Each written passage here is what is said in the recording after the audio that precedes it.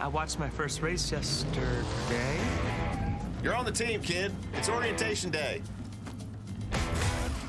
Hey, new guy, let's get you up to speed. Lunchtime!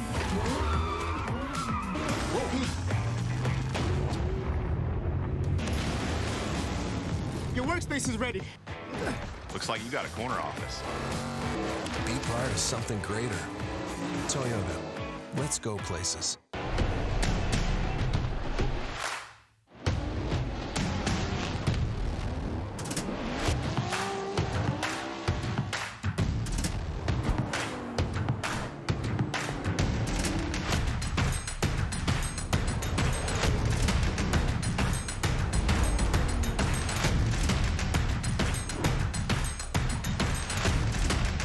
GT Radio. Experience ultra high performance.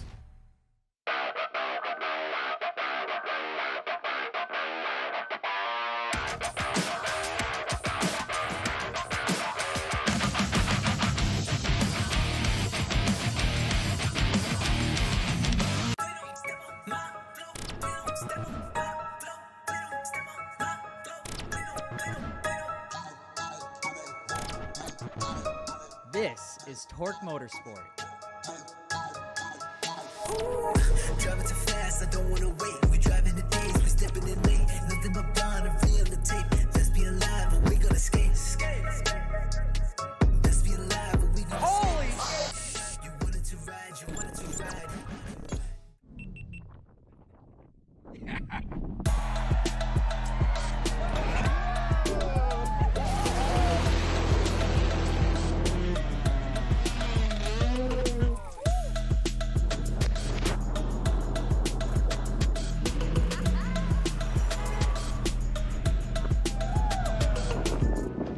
We're having some fun now, man.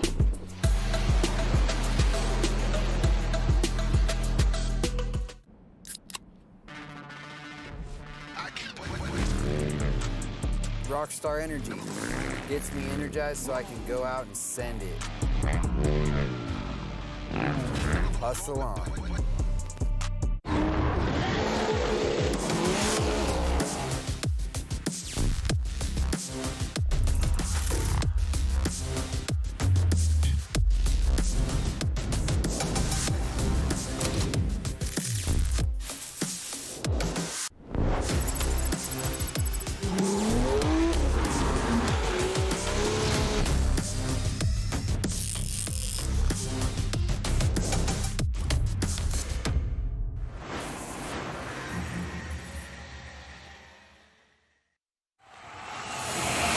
This is it. The finals are set. The lights are on. Celebrating 20 years of FD, baby. Send it. Here we go. This is Formula Drift, and we are on the streets of Long Beach for the first round. Your winner, Matt Beechum. Welcome out to Road Atlanta. This is round 2 of the Formula Drift Pro Championship. Longdon Jr., 2-time champion. The battles that we had at Orlando, I mean, they were intense. There was a lot of contact with the inside. Whoa, are you kidding me? Look at that. That was awesome. Chelsea Denofa gets the win. This is Englishtown Raceway Park, also known as Round 4. Simon Olsen, Adam Elsey, neither have had a Formula Drift overall win, and one of them is going to make history. It is pro time here in St. Louis. The stage is set for round 5 of the Formula Drift Pro Championship. The finals are set.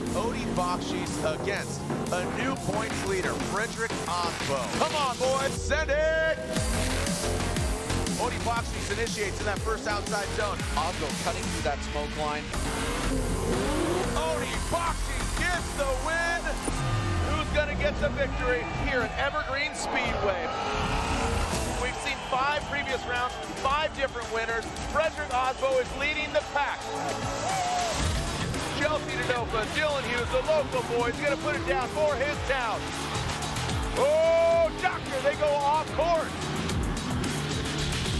Dylan Hughes surges forward. Contact was made. That's all she wrote. Your winner here at round 6. Chelsea Denofa gets the win. We'll see you guys in Utah. Send it.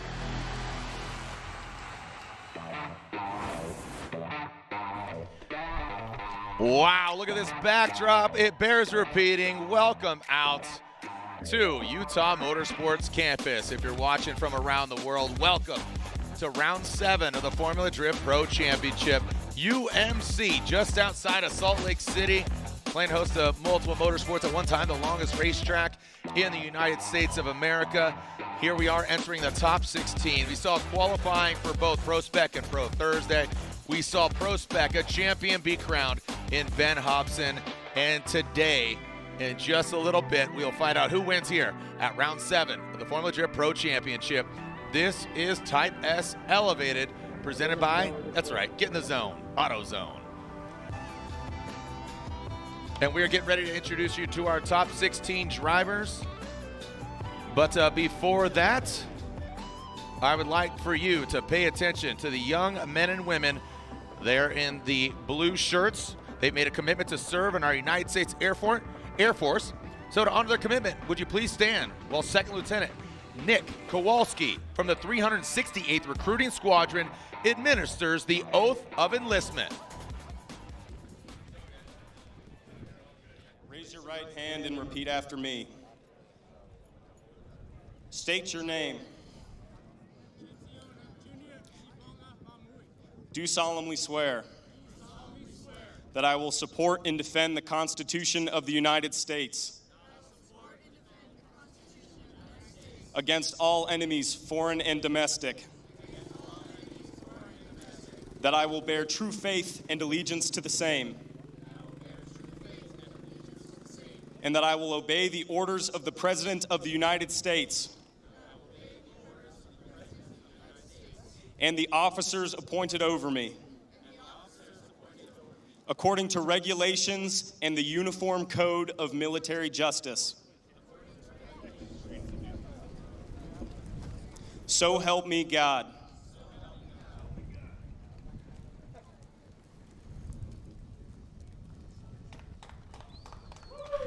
And there we go. Thank you so much to the Oath of Enlistment and to those young men and women. Please remain standing as we have that of Senior Staff Sergeant Natasha Heath with the 101st Air Refueling Wing.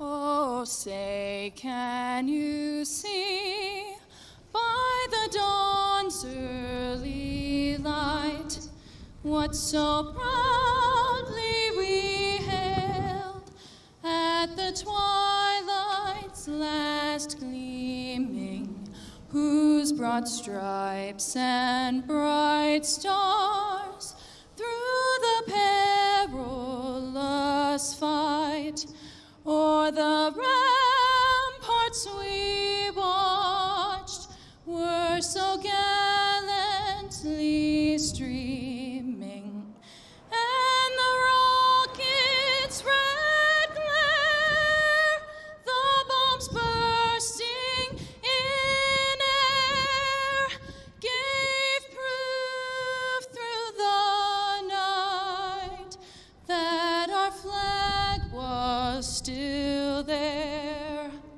Oh, say does that star-spangled banner yet wave o'er the land of the free and the home of the brave? Thank you so much, Staff Sergeant Natasha Heath from the 101st Air Refueling Wing, singing the national anthem, the young men and women, again, dedicating their commitment to the United States Air Force. Of course, thank you to Second Lieutenant Nick Kowalski from the 368th Recruiting Squadron. All right, are you ready to meet your top 16 drivers? Make some noise, Utah!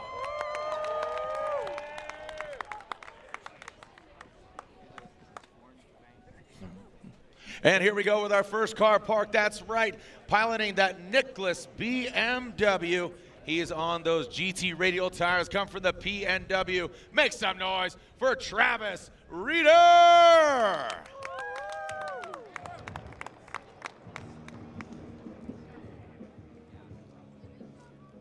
Next up, this gentleman, he qualified 25th. He is in the hunt for a championship. He currently sits fourth in points. The Beast from the Bay in the Borla Heatwave Lucas Oil. He is the main caveman in the Drift Cave. The Beast from the Bay, Matt Field.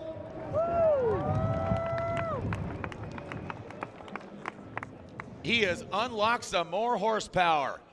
He's coming to us from Southern California in the Clonex Nexen Tire BMW. Killed him damn near Trenton Beechum. Trenton Beechum, make some noise.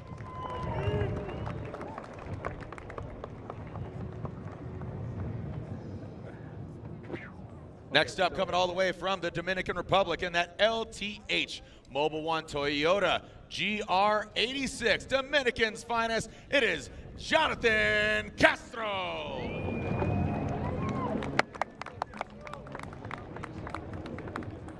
Formula Drift celebrates 20 years this year. Here is one of two pilots that's been around since day one and stuck around since 2004, and he is ready to throw down for Doylestown, PA.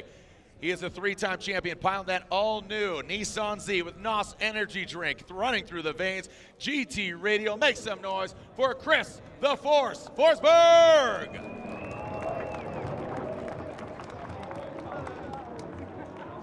This gentleman's catching a lot of heat from St. Louis and keeping that momentum going.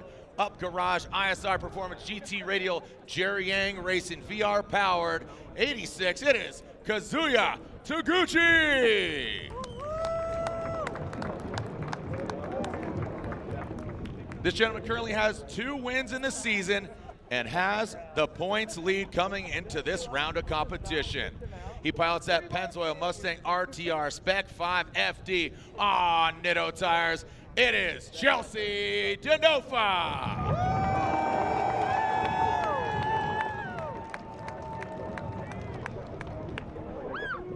We're going to see him right out of the gate. He is a 3-time champion. Great to have him back on American soil. The tall glass of water coming to us from Ireland. Car number 130 in the AutoZone NGK Pennzoil Mustang RTR Spec 5 FD. Your number 1 qualifier, James the Machine Dean.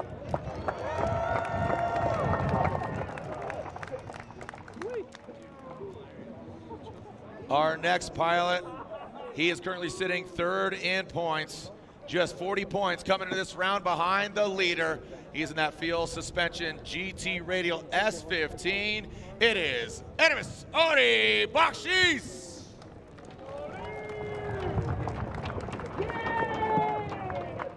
The Field Suspension team wrapping up the FD Pro Spec Championship with Ben Hobson behind the wheel yesterday.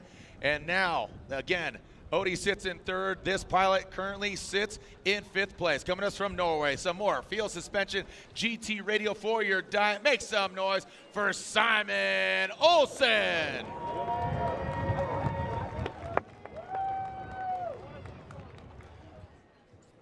Another Irish driver, simple, clean, mean, and black. The Hyper NFT.io Dodge Viper. Make some noise for Dean Carnage Carney.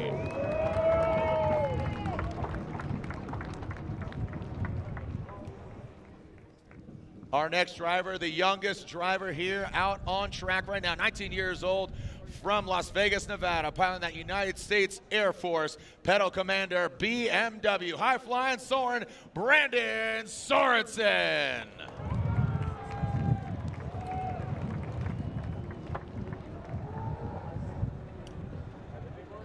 Your 2022 Pro Spec champion making the jump in that ASM Smetagard Racing Momo BMW. Make some noise for Robert Thorne. All right.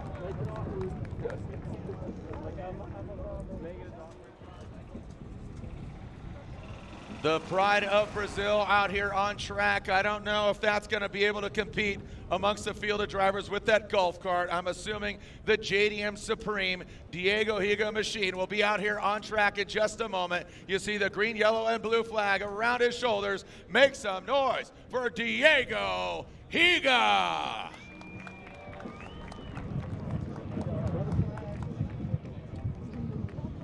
Moving right along as we are looking at the Rain-X Toyota GR Corolla, the Rockstar Energy Pilot. His car has that Nitto tire rubber. Saying hello to Shannon and Roman back at home. Say hello to Ryan Tuerck.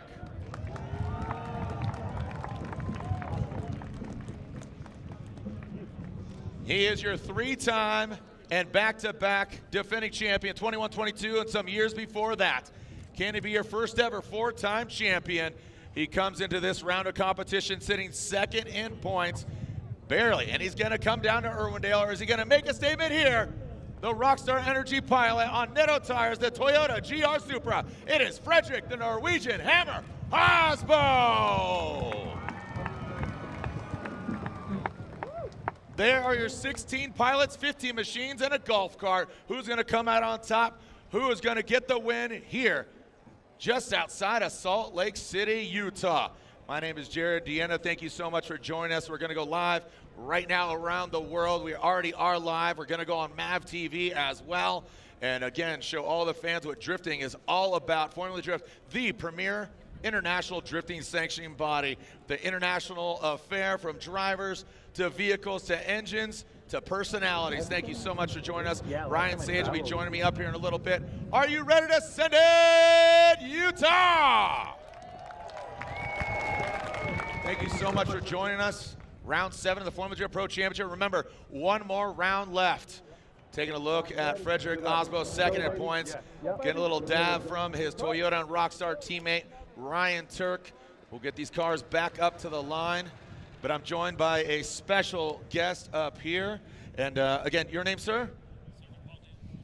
Sergeant, what's that? Sergeant Paul Downs. Sergeant Paul Downs. Thank you so much for obviously United States Air Force supporting Formula Drift and supporting for what I think is the best damn country in the world. So thank you so much, man. Yes, sir. No, it's my privilege. And what do you do in the United States Air Force? So I'm an Air Force Reserve recruiter for Hill Air Force Base in Utah here. Awesome, man. And how long you been in the Air Force? I've been in the Air Force for 13 years. Okay. Have loved every minute of it. Yeah, that's awesome, man. Again, thank you for your service. And what are some of the other positions you've held or other roles and capacities that you've done in the United States Air Force? So I did 12 years in security forces and then just transitioned over to the recruiting realm right now. Love every minute of it. Security forces, I was able to go around the United States all over the place and do different trainings and stuff, and loved every minute of it. And every experience that I've had keep close to my heart. And what initially got you to enlist and go into the United States Air Force? I was looking for a change from my civilian career, looking for something different, trying to get some more experience and education for sure. All right. Well, thank you so much. If somebody was, kind of on a path that you're at, looking for, on a path or a route that you were into, changing something from a civilian, obviously going to the United States Air Force, how can they find out some more knowledge and find out more opportunities? Because it's not just about either what you've been involved in or flying planes. There's so many different opportunities out there. How can they find out some information? Yes, sir. So we have several different jobs. There's over 150 different jobs in the Air Force. You can go on airforce.com and you can search the options through the Guard, through the Reserve, and through the Active Duty, and look at different jobs and stuff, and then try to find out what's going to best fit you and what you're looking for. Awesome. Well, thank you so much. And again, do you have any favorite car out there? Yes, sir. So it'd be a U.S. Air Force car ran by Mr. Brandon Sorensen, man. Yes, sir, 100%. So it makes sense. I get it. You're 100%. invested into that. It's got Air Force delivery. It makes complete sense. Yes, sir. All the way. All the way. All right. And I wouldn't expect any different. You're like, you know what? Nah, he's fine.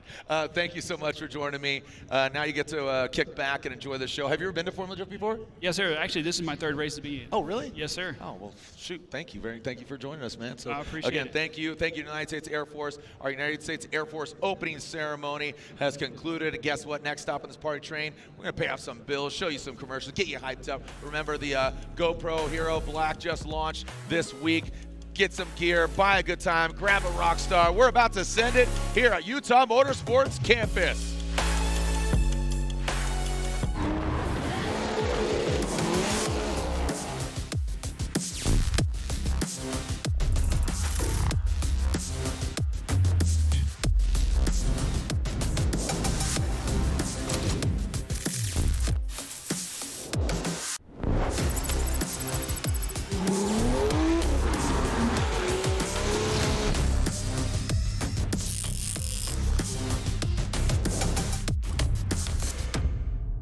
watched my first race yesterday. You're on the team, kid. It's orientation day. Hey, new guy. Let's get you up to speed. Lunchtime.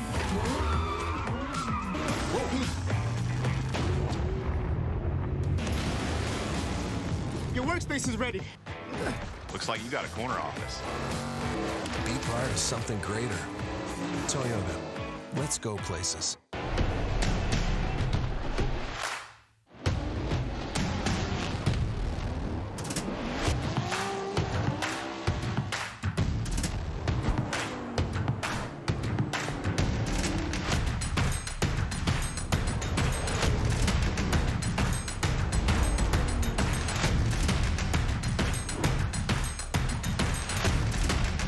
GT Radio. Experience ultra high performance.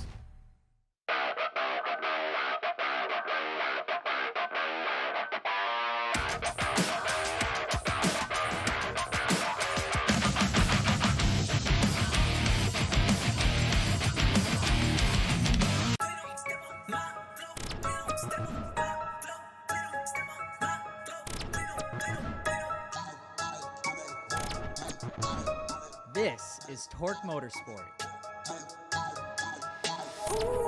Driving too fast, I don't wanna wait. We driving the days, we stepping in late. Nothing but blonde and real the tape. Let's be alive, but we gonna skate. Let's be alive, but we gonna skate. You wanted to ride, you wanted to ride.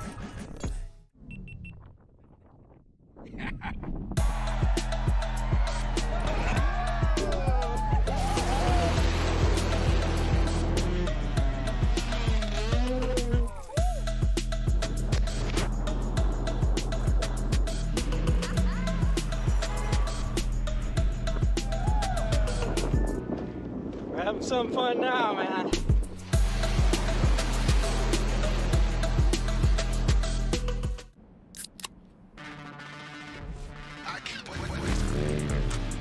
Rockstar energy gets me energized so I can go out and send it. Hustle on.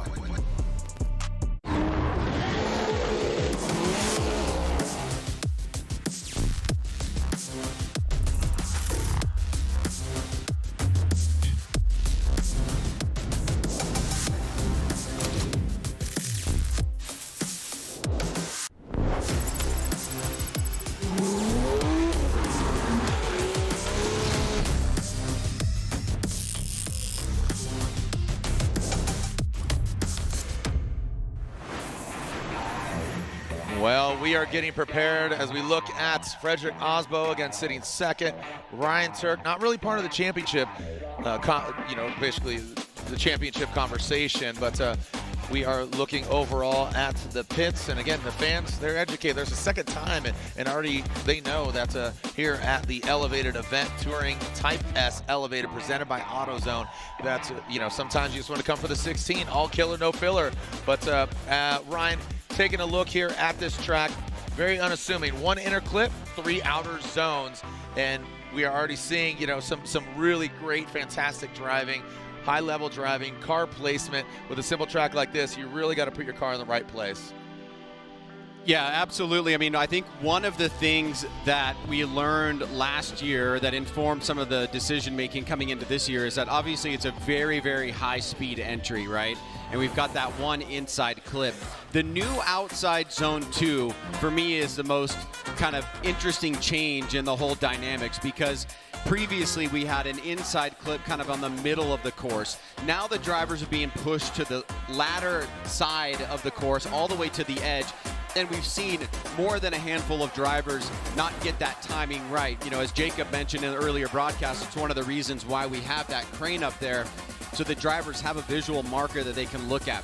I think it's made the driving better, but no less challenging. Yeah. And when you're talking about triple-digit entry speeds and things like that, it really is a one-of-one track in the FD Series. And also, I got to say that the smoke has yet to come into play. We haven't really talked too much about the smoke trail. Here's our K&N keys to victory. What stands out to you, Ryan? Well, I love the quick to angle at initiation. I think that is a real point of difference for driver A and driver B. The decelling after the transition for outside zone 2 and then getting back on throttle is something that the judges spent a lot of time talking about in the driver's meeting, that they don't want you floating it out forever into outside zone 2 without picking up that throttle again. So it's a quick decel, then it's back on throttle, fill that zone and push all the way through. Obviously, what the drivers want to see, everybody pretty much knows in tandem, maintain proximity, get the position of the car in the pocket, mimic those transitions, and then on this particular course, really trying to stay on course after that first inside clip. Also, the position in the pocket is really going to benefit you as well. If you're properly placed in that pocket, don't exceed the lead car in that chase position, you're going to catch that, not clean air, but you're going to have a better vision at the lead car. And that's what's really paid off for the cars that are finding success, right? So I think that's a very, very great point that can't be underlined enough. Yeah, it's going to really come into play here. Top 16, the cars that are maybe kicking off more smoke. You know what? Hey, let's give some flowers. Let's give some champagne. Let's give a big trophy to a gentleman yesterday that put it all together. Both yesterday, last night, Ben Hobson. He won the event, and he won. He didn't have to win the event to get the championship. He won it by winning top 16. So congratulations to Ben Hobson, driver of that Pedal Commander GT Radial S chassis. Again, Ineos Oil, the boy from Alabama, now living in Georgia. He had family, he had friends in the building, and those two drivers, you see him right there, Odie Bakchis, Simon Olsen, they're in pro. And I think that's a testimonial to Odie and what he's created here with his camp, with his vehicles, with his teammates.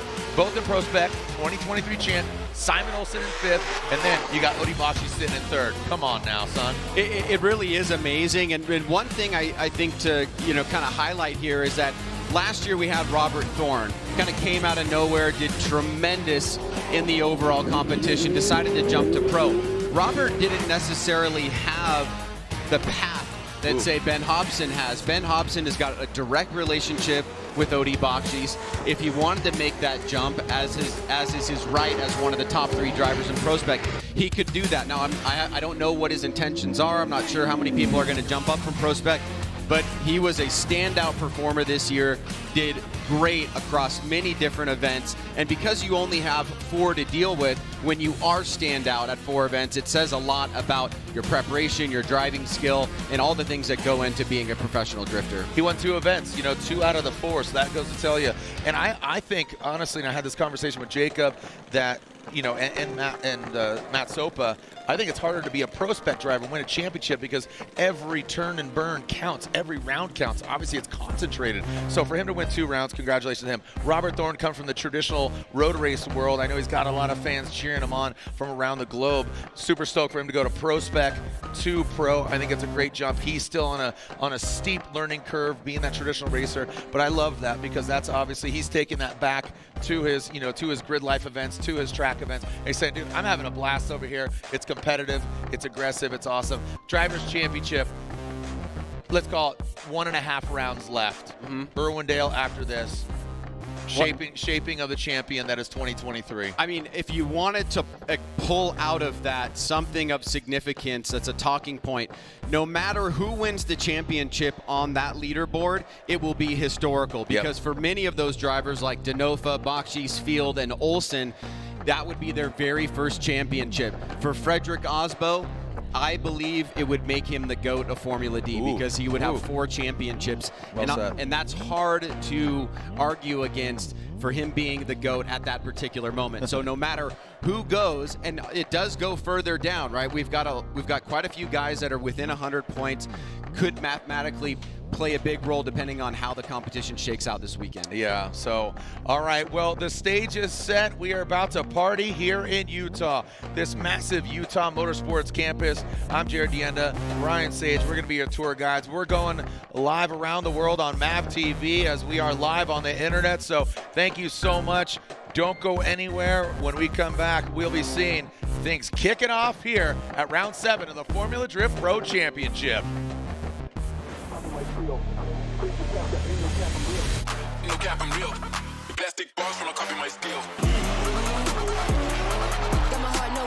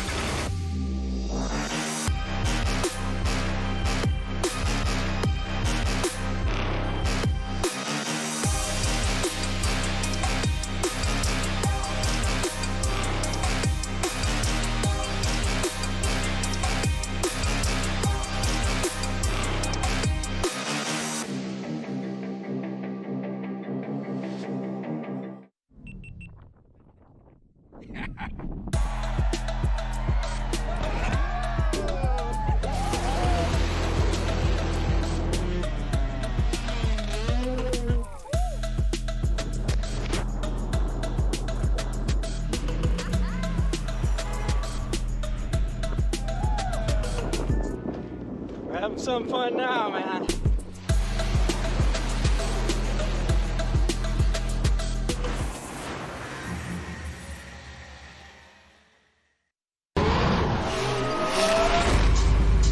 How we doing, Utah Motorsports Campus? Make some noise!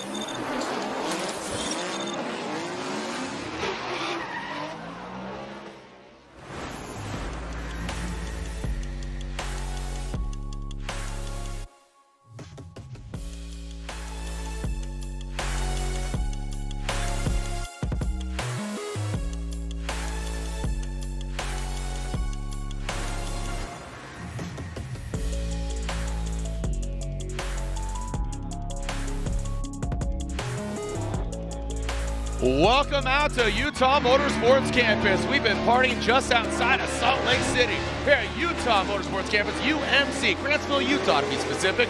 Well, plenty of things have been going down, 32 prior to this, but we've narrowed down to the top 16.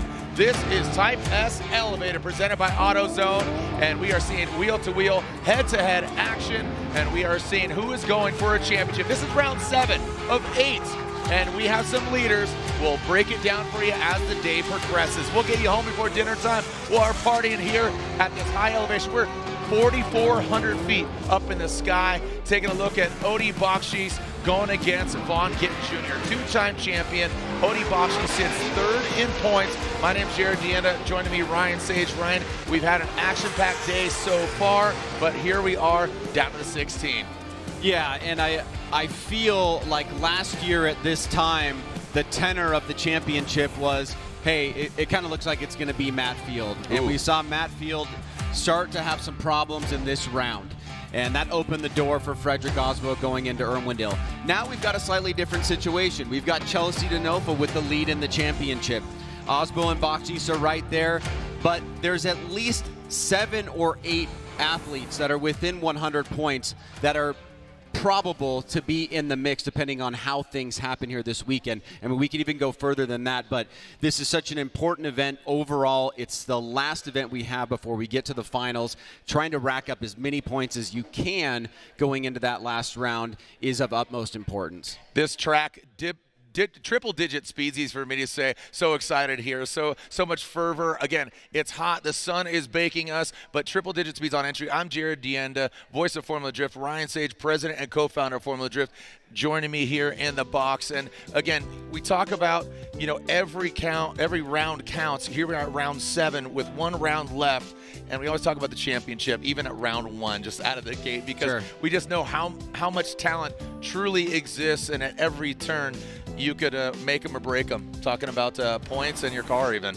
Yeah, I mean, we always talk about it in the context of if they would have won that battle, if that thing would not have happened, because there is such a small, like, inkling of points difference in the championship, and it's been that way for quite a while. And that's one of the reasons why we brought back the points for qualifying, is to give that added incentive to push hard, not only in tandem but also in qualifying. And it certainly has made a difference, and we've seen a variety of winners over the course of this season. But it's been some time that we've had a driver that's had multiple event wins, and that being Chelsea Denofa. This guy right here, Matt Field, has had his moments as well, and it's looked like that he is always on the cusp of winning the championship.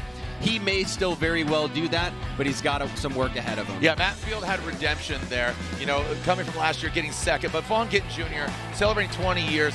This is when the RTR reign started, right? Literally, they had REIGN because Vaughn Gittin Jr. wins round 2, Chelsea Denofa wins Orlando round 3, and Adam LZ wins round 4. Incredible. How dominant are those RTR Mustangs? And then Chelsea wins again. We're kind of walking you through the season up until this point. And even James Dean is our #1 qualifier, who's another RTR Mustang. Yeah, I mean, he's the only one that's standing on the outside without a win at this point, right? Is this the event for him? It certainly seems like he's leading the pack with that #1 qualification.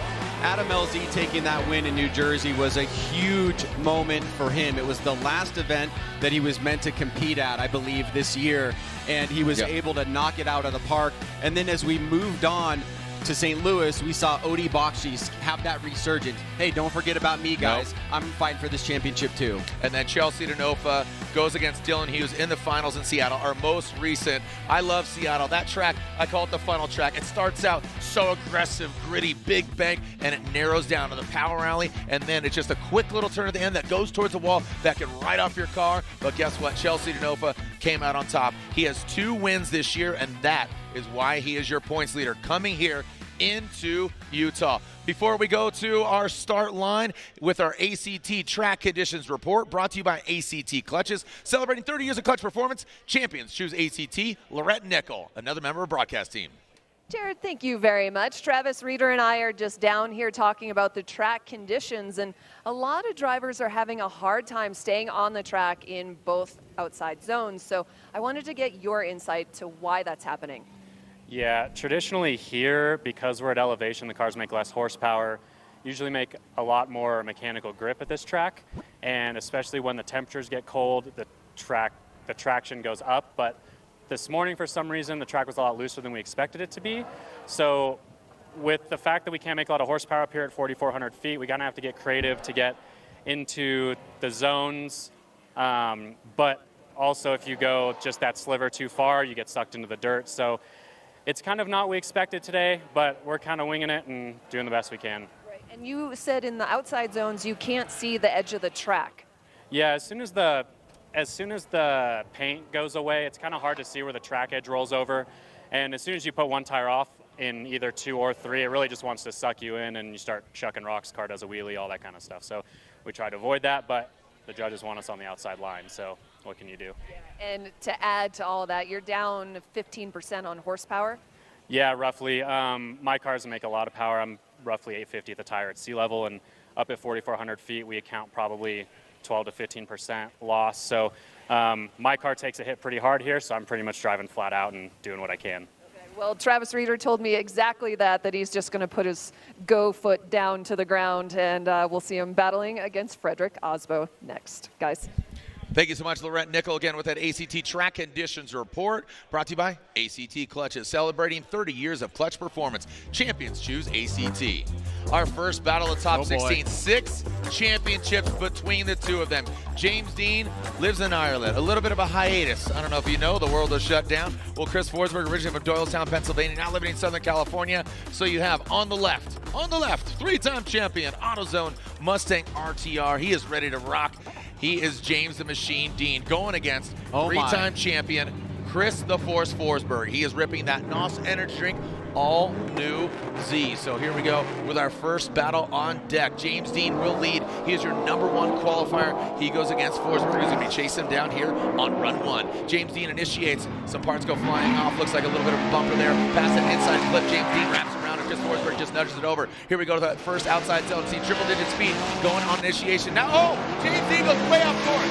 And it's definitely 2 tires. Re-enters the picture. That's going to disrupt Chris Forsberg on the degree that he actually went off course. Forsberg now dialing it in, door to door, wheel to wheel. Mustang versus Z, our first battle. Again, 6 championships, 3 apiece on either side between these 2 legendary, arguably some of the best drifters in the world. What a great way to start 16.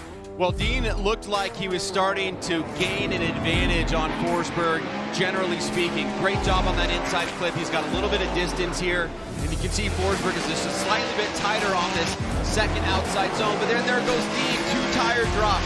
kind of does disrupt Forsberg a little bit. It's going to be a mistake on Dean, and it's a good opportunity for Forsberg's team to say, hey, you know what?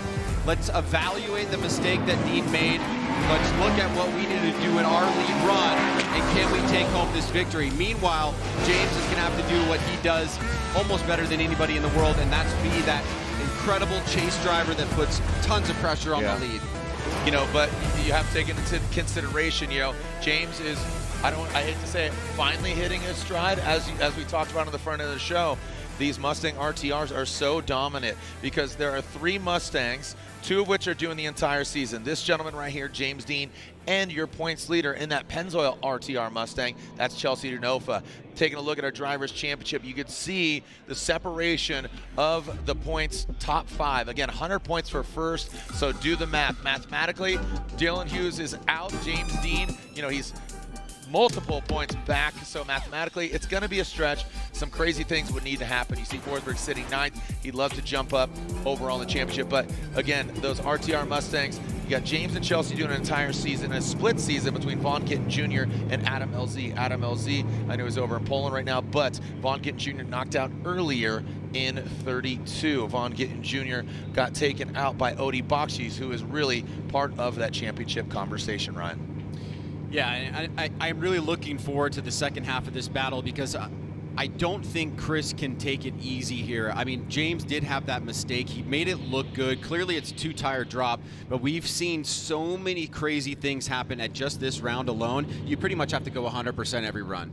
And again, it is flat out, as we'll get some analytics here, breaking it down and seeing right along. We saw triple-digit speeds earlier. So here we are, our first battle in top 16, and this is just such a big one. Chris the Force Forsberg initiates, goes across the nose of that Ford Mustang and James Dean. Chris Ford, look at, there you go, James Dean right there off the door of that all-new Z. Forsberg gets to the outside zone. James Dean does dive in on the inside a little bit. Now Chris Forsberg gets that second outside zone. James Dean grinding the door of that Nissan Z, banging on it. Does he answer? And he answers back with a transition in the last outside zone, filling all of it. And James, look at him just drop right in. You see him just that rate to angle where he finds that extra special sauce. He just drizzles it all over and just gets right to the side. Good job. Was it enough? Well, you know, with those wheels off, let's break it down. If I was a judge, the calculus would be how much weight is the James Dean mistake versus with Forsberg in his chase wasn't really in proximity in attack.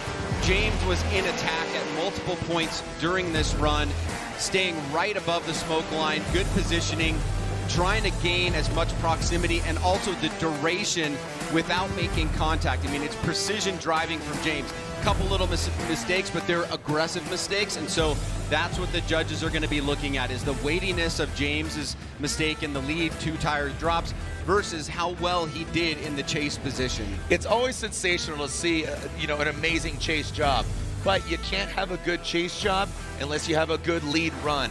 James didn't give Chris that opportunity to have that chase run. Plain devil's advocate here. Love both these guys. But I'll tell you what, James goes way off course outside zone 2. We only saw half of the course for Chris to chase. Keep that in mind. Yeah, no, that's definitely based. I'm with you. Okay.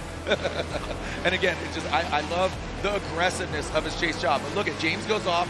Forsberg's right there. He doesn't want to get hit. Now watch when they transition to outside zone.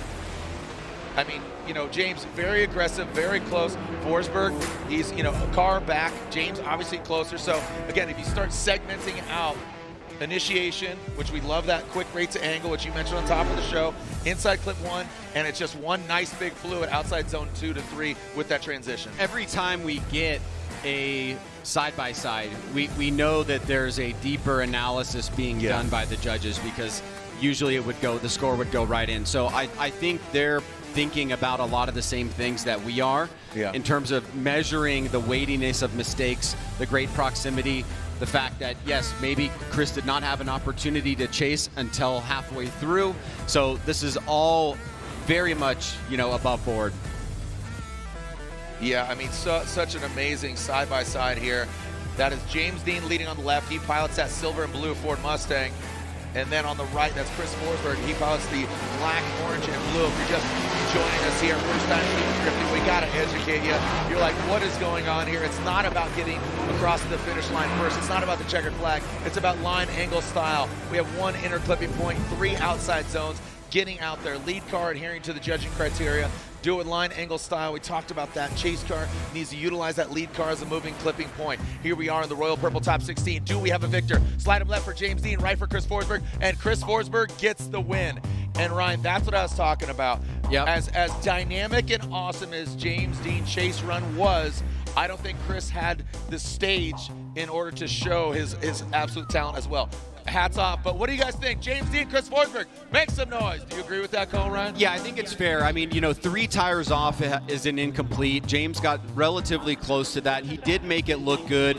And I think the point that you made about Forsberg not being able to really chase because of that for about halfway through the course is a totally valid point. So I think it's a fair result. And again, really sensational. Loved that chase run, and he did a lot just too late. All right, here we go. Moving on to our next battle. This is another Irishman. We got Dean Carney, who this course has really favored, but the big elephant in the room is the beast from the Bay. So we have the Dodge Viper furthest away from us. He's piloting that Hyper NFT Dodge Viper, hammered down, nicknamed Carnage with a K, but closest to us. And that Borla exhaust Corvette, sponsored by Heatwave Visuals, Lean Customs.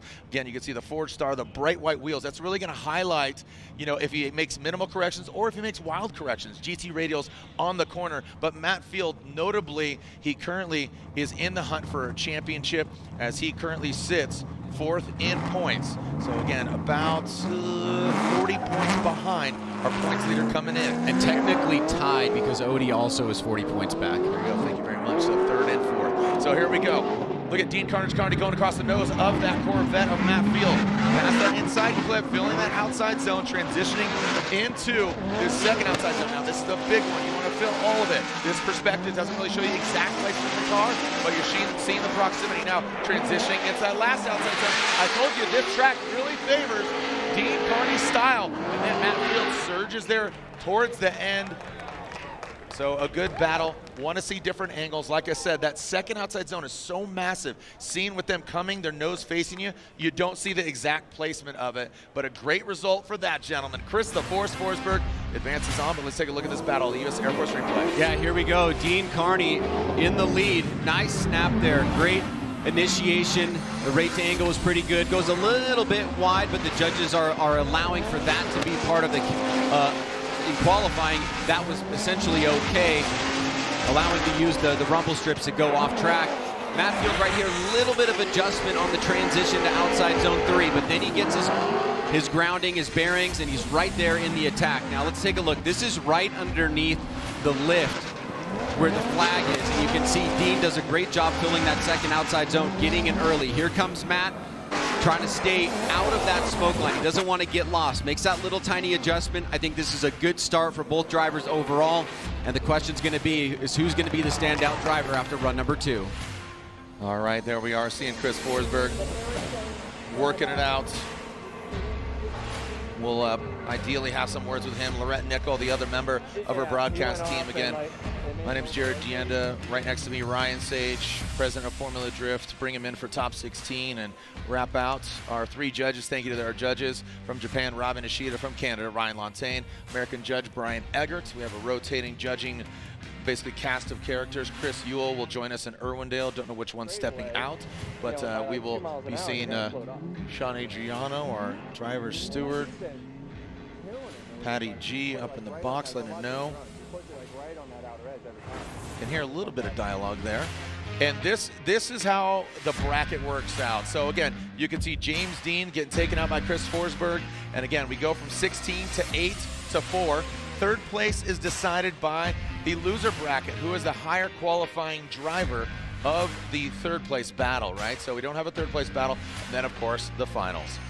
So you could see Forsberg waiting to see who will he be going against, Dean Carney or Matt Field. Seeing that starting line, they will alternate order. Matt Field in the Corvette will be leading as Dean Carney will be giving chase. Royal Purple top 16, and away they go. That start chicane instituted, so they are in close proximity of each other. Not a drag race to the start. Here we go, 85 miles per hour, 90, 100. Wow. Triple digit speed on entry from Matt Field. Past that inside clip. that Borla exhaust machine rips loud and proud into that second outside zone, filling all of it. Dean Carney, as aggressive as he was in the lead, right now he needs to get that proximity on that transition. You see him diving in the inside, but Matt Field rides the edge of the course there, Ryan. And Dean Carney goes into the gravel. Matt really wants this, man. He knows what's at stake. And like you said, Odie and him are third and fourth. Man, Matt really laced the second and third outside zone. It was a bit of a modest initiation, but great job. First outside zone, perfect. Second outside zone, deepest part. Now he comes off a little bit, but watch, he starts moving back, trying to accumulate as much of a good opinion in the judge's mind as he can, and that third outside zone feels it great. Dean is in the fight. Like to see a little bit more proximity, and so, you know, the question is always begged, Jared, at the end of these runs is, do we have enough from either of the drivers, A or B, to make a result here for the judges? Yeah. You can see it. There's some mistakes from Field on the first run. I thought his lead was incredible. We see Carney in the attack, wasn't door to door, had some opportunities, maybe was not able to get as close as he wanted to, and does that leave the door open for Matt Field? All right, so yeah, I mean, like you said, there are some things. Let's slide them left for Carney or right for Matt Field, who's in contention, and Matt Field gets the win. I'll tell you what, Dean Carney, a great effort, but you're going against, again, Carnage versus the Beast. Dean Carney, the Viper, knocked out. Matt Field advancing on. Momo, suited and booted, gets the win in the Royal Purple Top 16, the 777, that machine right there, and driver. When we come back, we'll continue with more Top 16 action.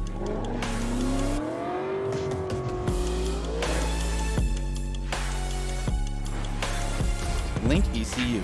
We know what it takes to win. Pushing boundaries, performing under pressure, and having the best people on your team.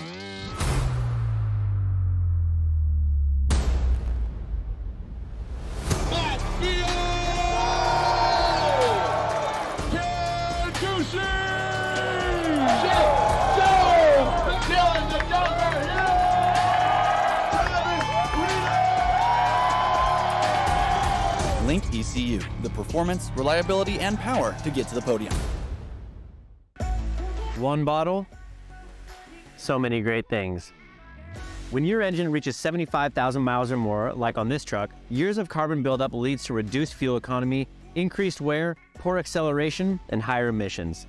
Max Restore is specifically designed for high-mileage engines with quality PEA and proprietary detergents to remove those stubborn legacy deposits. And it includes a friction modifier to reduce future wear in the upper cylinder of your vehicle's engine. Restore performance and protect your high-mileage engine with Royal Purple Max Restore.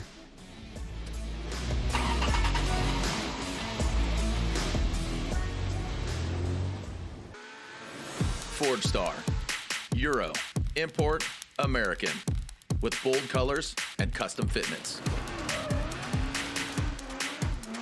Your wheels, your way. Visit Fordstar.com.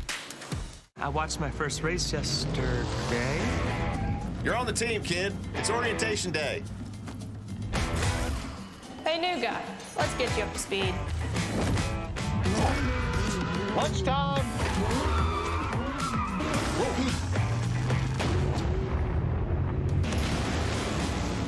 Your workspace is ready. Looks like you got a corner office. Be part of something greater. Toyota. Let's go places. NGK and NTK is more than just high ignitability spark plugs and precision sensors. They're about growing the car community. This is why they're introducing Shop Squad, an automotive meeting place for shop owners, service writers, technicians, students, and industry professionals to come together and share knowledge and encourage self-growth. Enrolling is free, and you have access to on-demand training, digital newsletters, product launch information, and more. Woo!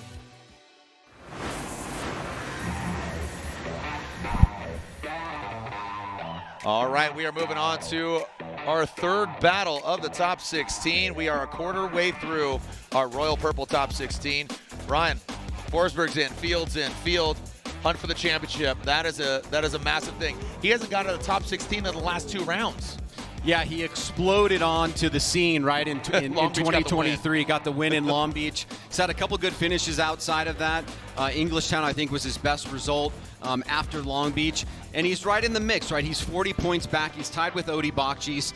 And obviously that is well within contention. But going up against Chris Forsberg in the Grade 8 is going to be it's not an easy task. Not an easy just task. Take out James Dean, right? But here we are, Travis Reeder, who's talking about his vehicle, his setup, what he's got going on. He says he's down in horsepower due to the high elevation, but so is Frederick Aasbo. You know, he's got that inline turbo 6, right? So he wants to step up, but Frederick Aasbo, you know, you always talk about the Aasbo-esque, as you say, Ryan, and he hasn't been hitting that stride as much as we've seen in the past, but he is your 3-time and defending champ. Well, what do we always say, or what do I always say about the champions? That they blank at the right time. They peak at the right time. Let's go. I'm peaking. Here we go. Travis Reeder, Frederick Aasbo, and Reeder will lead Nicholas BMW. He's in the old red, and Frederick Aasbo piloting that Rockstar energy drink Toyota GR Supra. Uh-oh, 5 for look Reeder. at this, and now the pressure mounts. So what is happening now is we are hearing,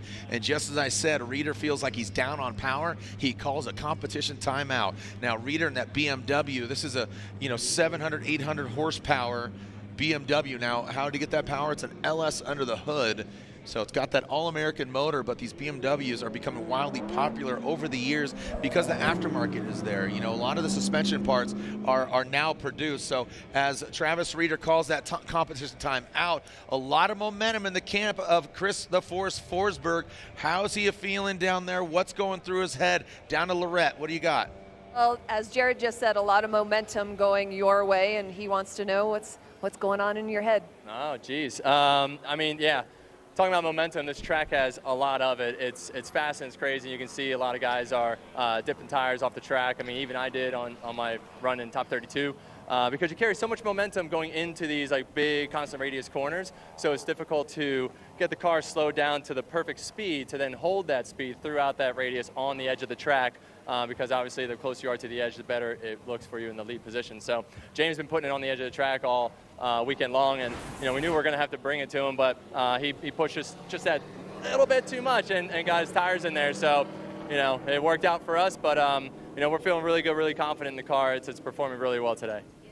So I was just wondering if when watching someone like James Dean who pushed it a little bit too far, is that a lesson that you can take? Yeah, I mean, we obviously want to make sure that we keep it on the track. I mean, on my second run, the lead run, I knew that we had a bit of an advantage, so I certainly played it a little safe to not recreate the same scenario, and I was probably like 2 or 3 feet off of that zone instead of up on the edge like I could have and should have been. But I've seen like half the battles today, win and lose because of people going off track. So you got to ride that fine line when you need to. Chris, thanks so much for the insight. Thank you so much, Lorette Nickel. Toyota battle. These are twin Toyotas, 2 different drivers, 2 different Toyotas, 2 different countries, 2 different engine setups. I mean, we're looking at Jonathan Castro from Dominican Republic. He pilots the red, white, and blue, but it's not the American flag, it's the Dominican flag. As we are seeing Dominican's finest at LTH Mobile 1, he will be leading, and Ryan Tuerck in that hot hatchback that is the Rain-X Toyota GR Corolla. So the Toyota GR86 versus the Toyota GR Corolla. He's on Nitto Tires talking about Ryan Tuerck. Rockstar energy drink, ripper and gripper and slider. So Castro will lead. Ryan Tuerck giving chase. The lights are on. Once they extinguish, they leave the start line. Here we go. Jonathan Castro through the start chicane. Let's see what kind of initiation we see from Jonathan Castro. Straight line approach, giving Ryan Tuerck the capabilities of getting right to the side past that inside clip. You see Ryan Tuerck just nudging with that front left headlight. And then into that second outside zone. There goes Castro. A little bit of shimmying there by both the drivers.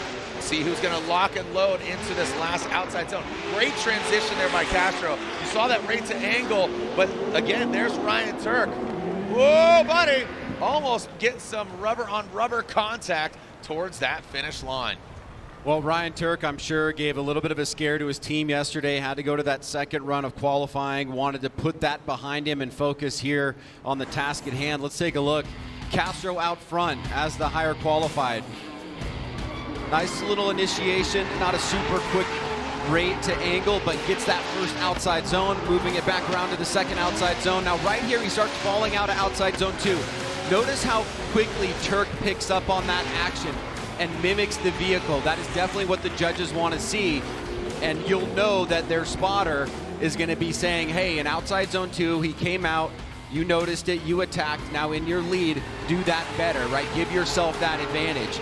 And I think that's really one of the goals overall of spotters, is to take a look at what the drivers are doing in each relevant position and say, when you get to that position, this is what you need to focus on in order to give yourself a higher probability of winning the event, or winning the round. And so both Castro and Tuerck's team will be doing that. You're seeing a perspective here of the judging stand.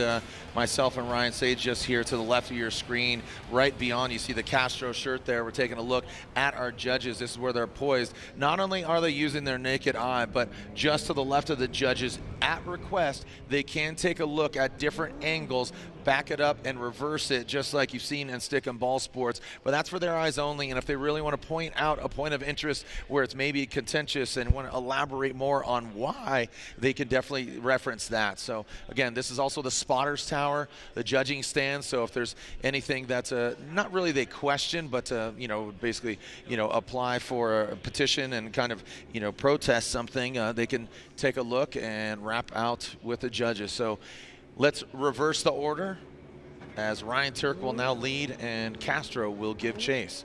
So Ryan Tuerck closest to us in that yellow Toyota hatchback, the Rain-X Toyota GR Corolla, and Jonathan Castro in the Toyota GR86, the red, white, and blue. Here we go, coming down the pipe. Ryan Tuerck, a little Manji entry. Castro gets right to him on initiation. He is right there. Does he overshoot? Does Ryan Tuerck come a bit short? Ryan Tuerck actually didn't get all the way out to outside zone 1, getting now out to outside zone 2. Looks like the car's gripping up. That allows Castro to actually gain that proximity outside zone 2. Here goes Ryan Tuerck. Big angle from him. Looks like now he fills all that outside zone. But I'll tell you what, Castro's chase is unstoppable.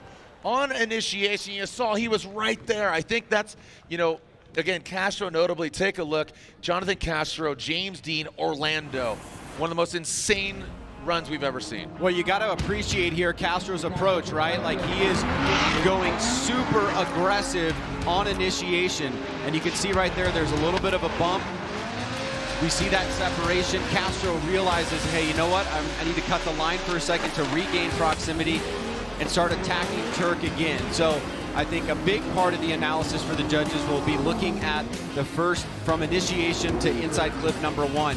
Castro surging forward, Tuerck getting to that inside clip, Castro going a bit wide there, and that may have been because of the momentum that he was carrying leading up into initiation. Quickly realizes that he needs to make this adjustment, gets back in the pocket, and keeps the attack on for the rest of the run. Good battle.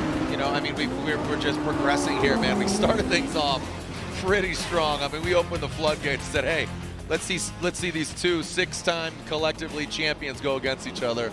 And that really set the tone. You want to go big when you can. Yeah, dude. You want to start off going big. Let's go big. Let's go big right out of the gate. And again, whittling it down from 16 to 8. Oh, look at that. The judges are requesting. And again, Ryan, you said it earlier. When we see the side-by-side instant replay courtesy of BC Racing, we know they're splitting hairs. We know they're kind of, what are they analyzing? What do you think they're looking at? Well, I think whenever we do a side-by-side, it's really a general approach to see if you can identify somebody that did better in more categories than the other driver by looking at that side-by-side and doing that comparison. My guess is the first inside clip and the run-up to that first inside clip is going to play a very important role in terms of who's at fault there for the little bump, and Castro going wide. I think in some sense Castro was coming in very aggressive, but the judges may see it differently, and that may have an impact on the overall run. And we've seen that earlier today with a driver impeding on that chase car, and that does tend to happen. Is that the scenario? And that just goes back to the analyzation, right? So here we go, Castro and Tuerck, slide him right for Tuerck. And to your point, would love to get some insight from one of our judges, whoever feels confident in replying that. Looks like Ryan Lantain from Canada is going to give us his feedback and his insight, as it was unanimous Ryan Tuerck. The question is, was Castro too aggressive? Ryan Lantain. Yeah, Castro's error at outside zone 1 is what sealed his fate here. He did also in the lead position kind of fall off of outside zone 2, which worked to Ryan Tuerck's advantage in that area because he looked like he was on a bit of a smaller line, but then Castro came out to sort of meet him there. So it worked out really well for Tuerck.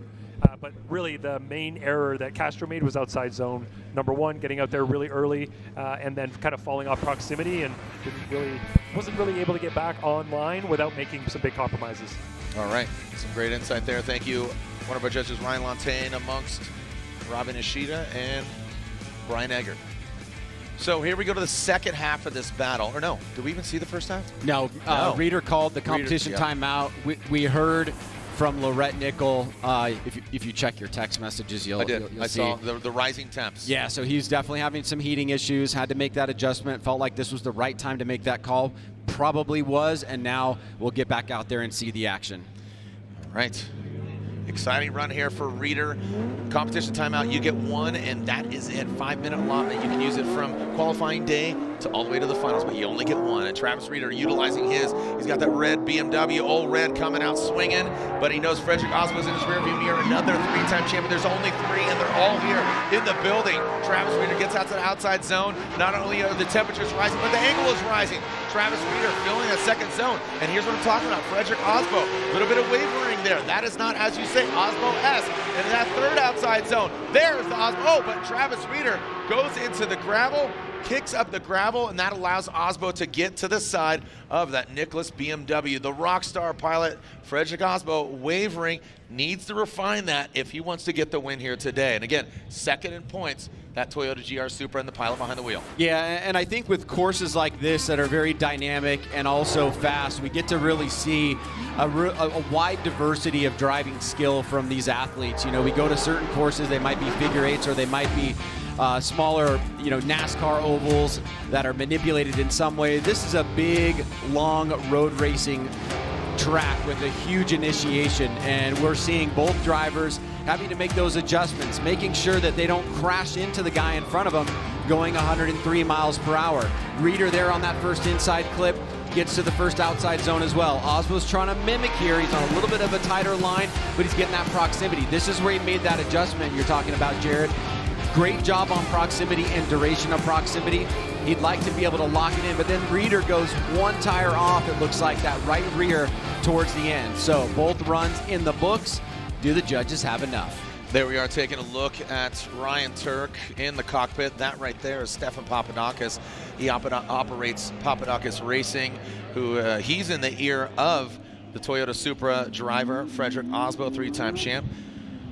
Don't know exactly what Ryan Tuerck's got cooking, but Tuerck is waiting to see. I believe he might be watching this battle. It could be Tuerck against Aasbo, so another Toyota battle. Tuerck just went against Castro, and Tuerck could potentially go against Frederick Aasbo, or is he going against Travis Reeder? They're back on that start line. Got some dirt out here and some gravel. Thank you so much for joining us. We are live here at Utah Motorsports Campus, round 7 of this Formula Drift Pro Championship. Ryan Tuerck stepping outside of his cockpit. Drivers analyzing what's going on there in the pits, trying to stay cool. Temperatures here, you saw the ACT track condition report, 10% humidity, really dry, the air is thin. There's Castro and Tuerck.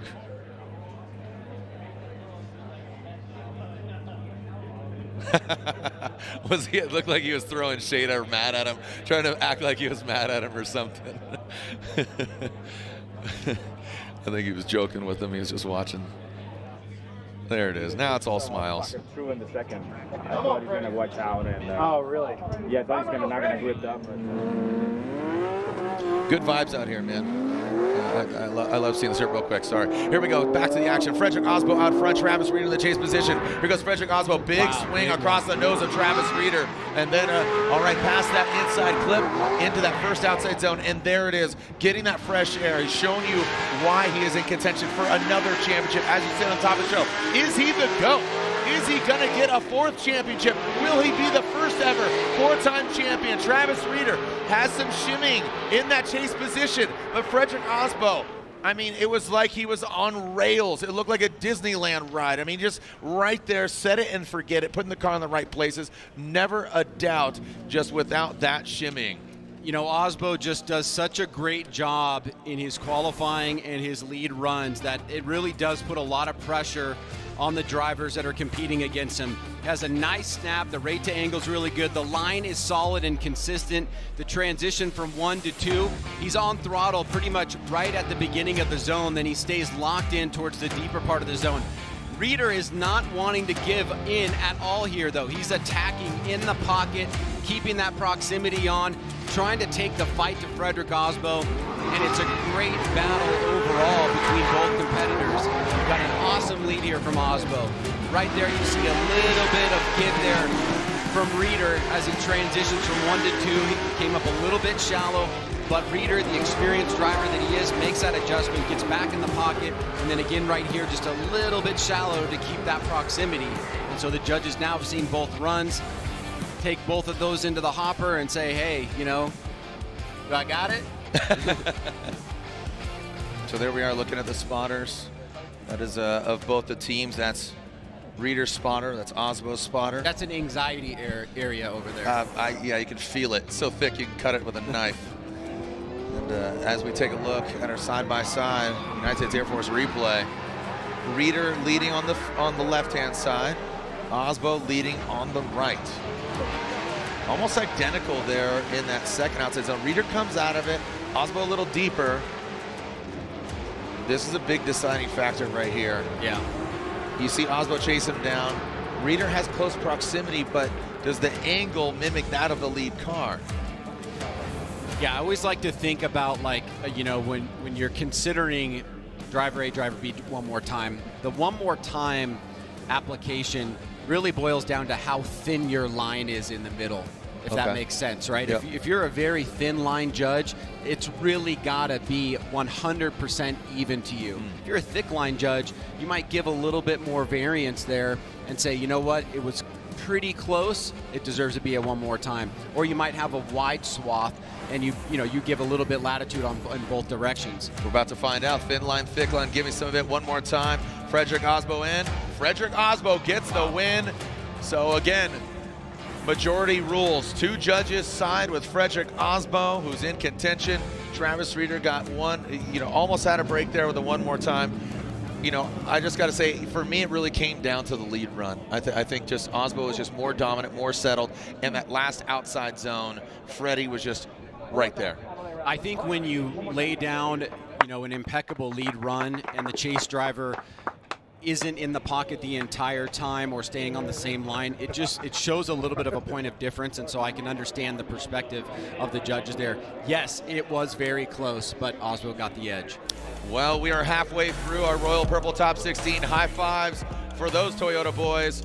Talking about Ryan Tuerck and Frederick Aasbo. Guess what? High fives for only one of them in the Grade 8. When we come back, we'll see more here at Utah Motorsports Campus, round 7 of the Formula Drift Pro Championship.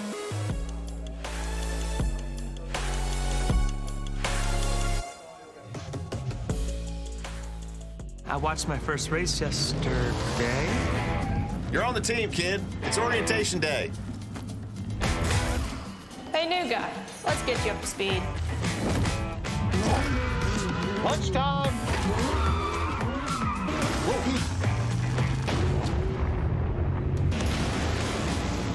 Your workspace is ready. Looks like you got a corner office. Be part of something greater. Toyota. Let's go places.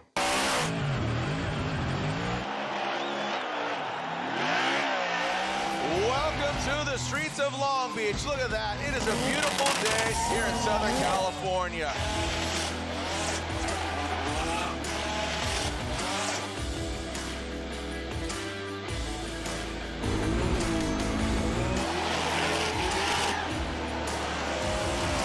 K&N, the official performance air filter of Formula Drift.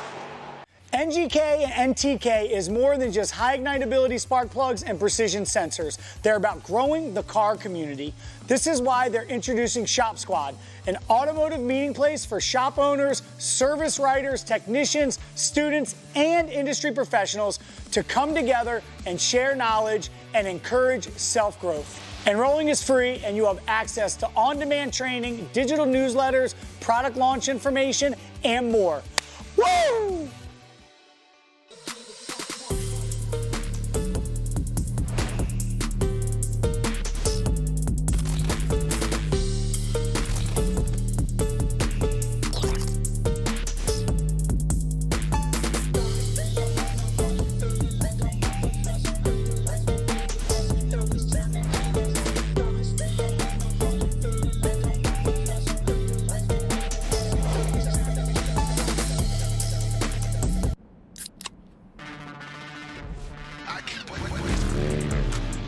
Rockstar energy.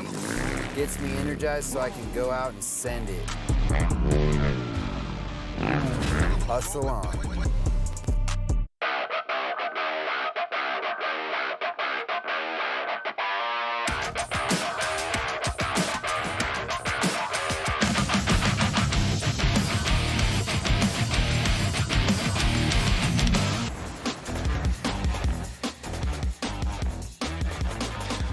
Welcome back. Sun's out, guns out. Talking about these two big guns as currently third in the points and fifth in the points.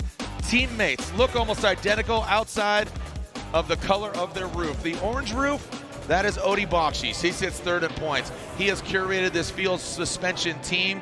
Again, he's got the orange roof. You can see the yellow there on the left is Simon Olsen. He comes to us from Norway. He joins the Bakchis Can't Field Suspension. As, again, it's house divided here. It's a win-lose situation. Also, Ben Hobson, he competes in what's called Pro Spec, which, again, just coming into this, if this is your first round, Pro Spec is the feeder series to Pro. The Pro Championship, 8 rounds. We're here at 7, and Pro Spec culminated yesterday with its 4th round within the 8. Simon Olsen will lead. He qualified 2nd. Bakchis qualified 15th. What's that tell you? Simon Olsen has what it takes. Sometimes getting the lead run first could favor you because maybe that chase car is going to make a mistake. Here we go. Simon Olsen out front. Initiates across the nose of the boss man, but he knows how capable these cars are. Simon Olsen past the inside clip. Simon into that first outside zone. Touch and go, not a touch and go, but it is not as long and deep as this second outside zone. Some wavering there by Olsen. Bakchis feeling confident. He had a little twitch there and backed off quite a bit. That is not going to favor Bakchis. Little Padawan here of the Feel S15. Maybe becoming a Jedi here and jumping over the boss that is Odie. Well, you know, it's super interesting. Both drivers know each other's cars very well. They see them every single day. They know how they perform. They talk about strategy, and now they're doing battle against each other. Simon Olsen has been on an absolute tear this year, and Bakchis is trying to take some back. He got a little bit of a struggle there on the initiation. Odie in the chase position, but now he's in the fight. Here's Simon Olsen. Solid, clean lead run out front. Good transition to the final outside zone. Separation there towards the end. This is the last thing that the judges see, and Simon Olsen makes a really good impression on run number 1. I like the way he attacked that first inside flip. Clean job on outside zone 1. Gets into pretty much the deepest part of outside zone 2. Has a little bit of adjustment in line, but he's in the zone the entire time. And Odie is consistently looking for that opportunity to attack. He does not get that opportunity in the last outside zone, and that leaves the door open here for Simon Olsen. And I felt like Odie made a small little twitch in that second outside zone. There are, again, that's Amy Bakchis, that's Odie's wife there spotting, and that's Simon Olsen's wife right there too on the right. I'm joking. That's his spotter. But again, these guys laughing, having fun, but again, this is bragging rights later at the bar on who got who, so we'll see. So now Odie will lead. Can they talk to each other in car? That would be sick. Can they talk to each other in car? Oh, that'd be cool. So here we go. Bakchis will now lead. Simon Olsen will give chase. Again, we've seen the RTR vehicles do battle before. We've seen teammates battle teammates, obviously, but just with where we are in the standings and where these two, drivers are, Simon Olsen has just slingshotted his way as part of the conversation of being a championship driver. Odie, always a bridesmaid, never a bride. Just one of those drivers who definitely has what it takes to be a champion. Is this the year shaking things up? But with Aasbo advancing on, currently sitting in second, Odie definitely needs to. Goes again. Odie out front with the orange roof. Simon Olsen, he gets really aggressive past that inside clip, but definitely falls back. now he's going to surge. So where Odie had that twitch and fell back, Simon Olsen is consistent, but he is back a few car lengths. Now come this last outside zone. Simon surges towards the end. That was a great battle there between those two vehicles. Again, the two spotters having smiles on their faces. Looks like Thorne's spotter, he's smiling amongst them. Ryan, what do you say? Well, Jared, if you're Olsen, you want to shut the door here conclusively. But you're going up against Bakchis, who's also surging. And you can see Olsen right there falling out of outside zone 2. Also didn't get the greatest start on initiation to 1. He's consistently taking a tighter line here. He is keeping proximity with duration, but he's doing it by sacrificing the line. And then when we go back and we compare the first run, he had an incredible lead run, and Odie had some moments where he did well in addition.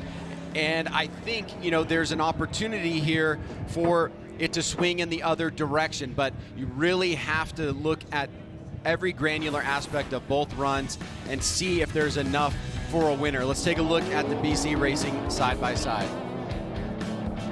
All right, so it looks like it is Simon leading on the left, Bakchis leading on the right. So again, the yellow roof is Simon Olsen from Norway, the orange roof, Bakchis. See that chase by Odie. Yeah, there's definitely a difference in outside zone 2. And a difference in outside zone 3. Yeah, going back the other direction. So yeah, this is a close one, man. I don't know. Looking over the shoulders. Looking over the shoulders. Here we go. Do we have a victor? I think we do. And again, who is heading to the 8? So there they are. They are both in the conversation, top 5. It's a must win for Bakchis with Aasbo in it. Yeah, for sure. It's a must win for Odie. Aasbo's in it. Field's in it, right? Because Field and Odie are tied. Yep.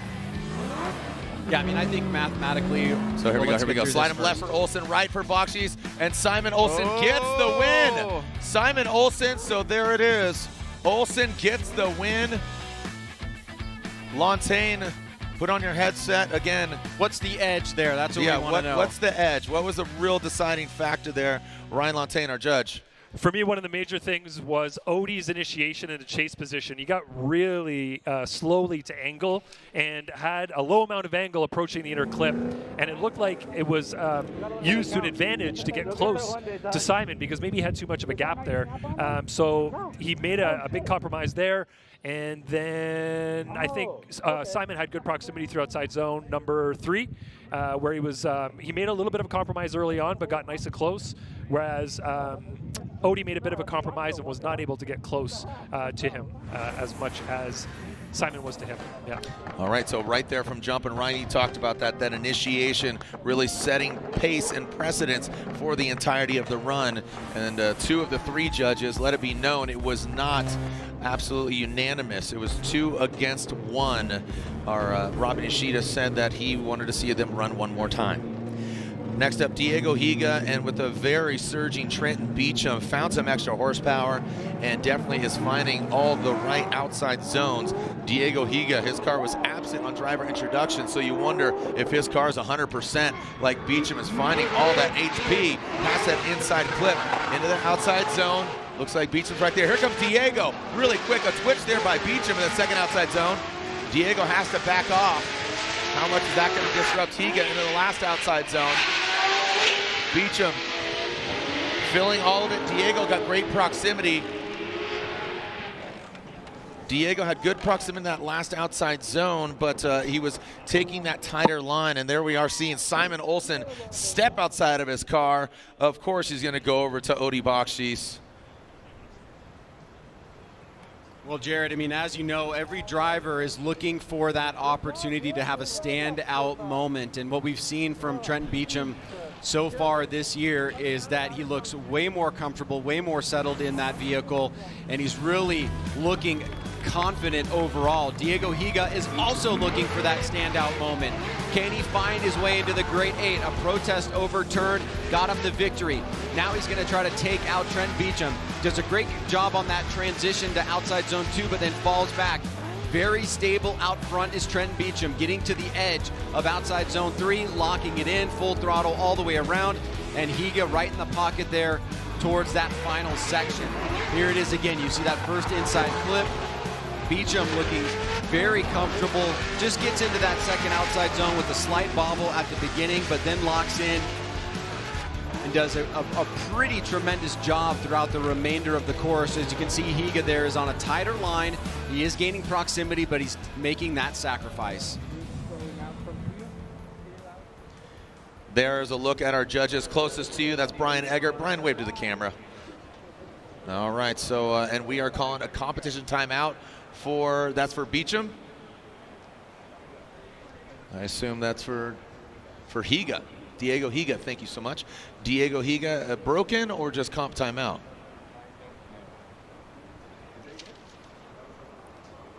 And again, all right, so Diego Higa calls a competition timeout, an NGK competition timeout. So there's some hugs for the boys. Olsen and Bakchis. Olsen moves on. But when we return, we'll find out who continues to move on. We have 5 of the 8 drivers in our Great 8. We'll find out who continues on here at round 7 of the Formula Drift Pro Championship here at Utah Motorsports Campus. Don't go anywhere. We'll be right back.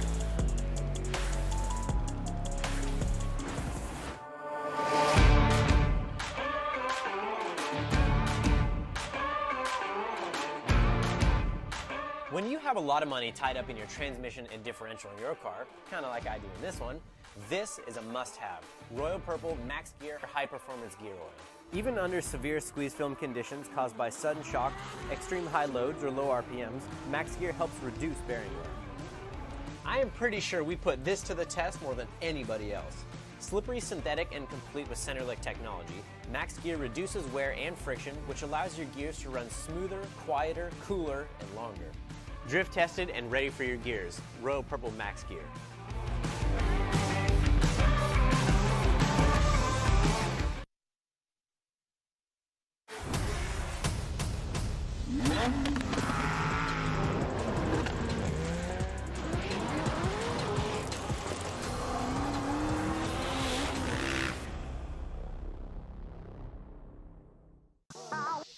The magic of Rain-X.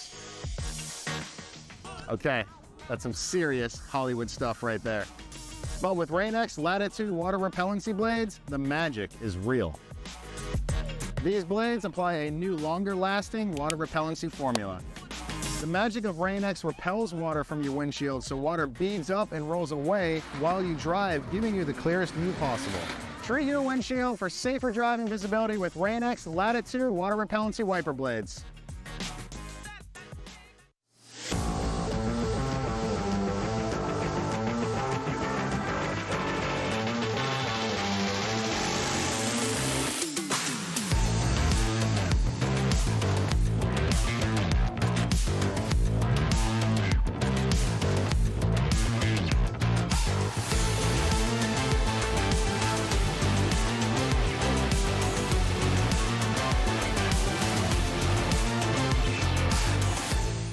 Momo, founded in Italy, raced across the world. Trusted by champions for over 50 years, from Formula One to drift tracks. Visit momo.com for more information.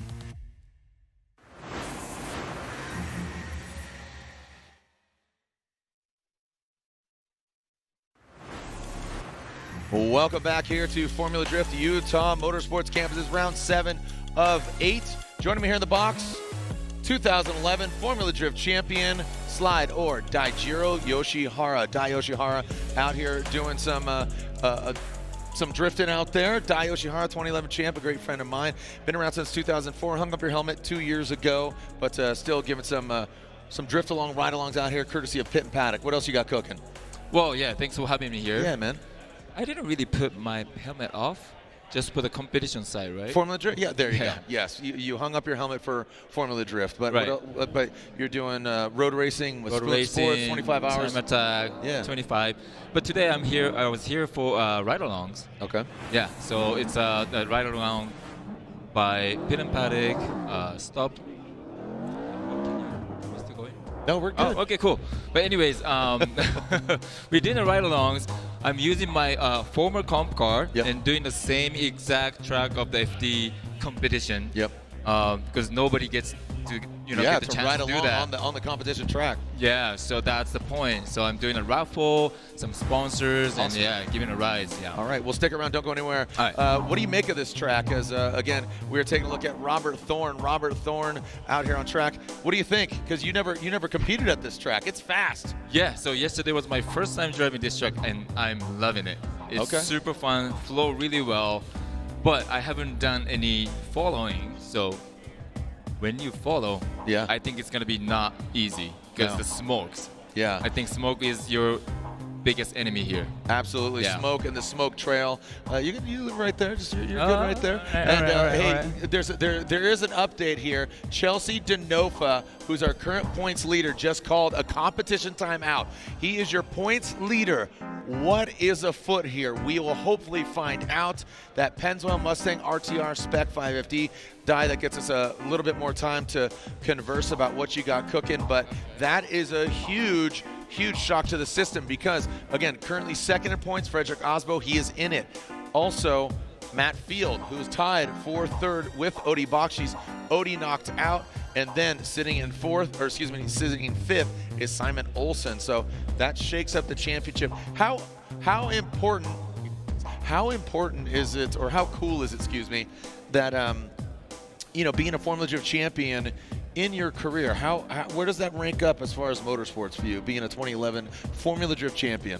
Well, so I won a championship in 2011, which is a long time ago, but still people care. So it's one of the biggest achievement I had. Yeah. And it means a lot. Yeah, and I think it's allowed you to do many things, even continuing on Pit and Paddock, Turn 14 distribution, ARP, Ineos Oil, Spoon, right? All these things that you've allowed to race, and we just saw each other across the globe. We got to party and hang, and we got to kick it, and we've kicked it at Grid Life. Are you going to be at Grid Life Laguna Seca? That's what I'm trying to right now. Hey, let's go. Grid Life Laguna Seca. Yeah, absolutely. So, again, great to see you, Daijiro Yoshihara. Look at this. We see some thrashing here. Yeah. Chelsea leads the points. I know. And for him calling his NGK competition timeout, that's huge.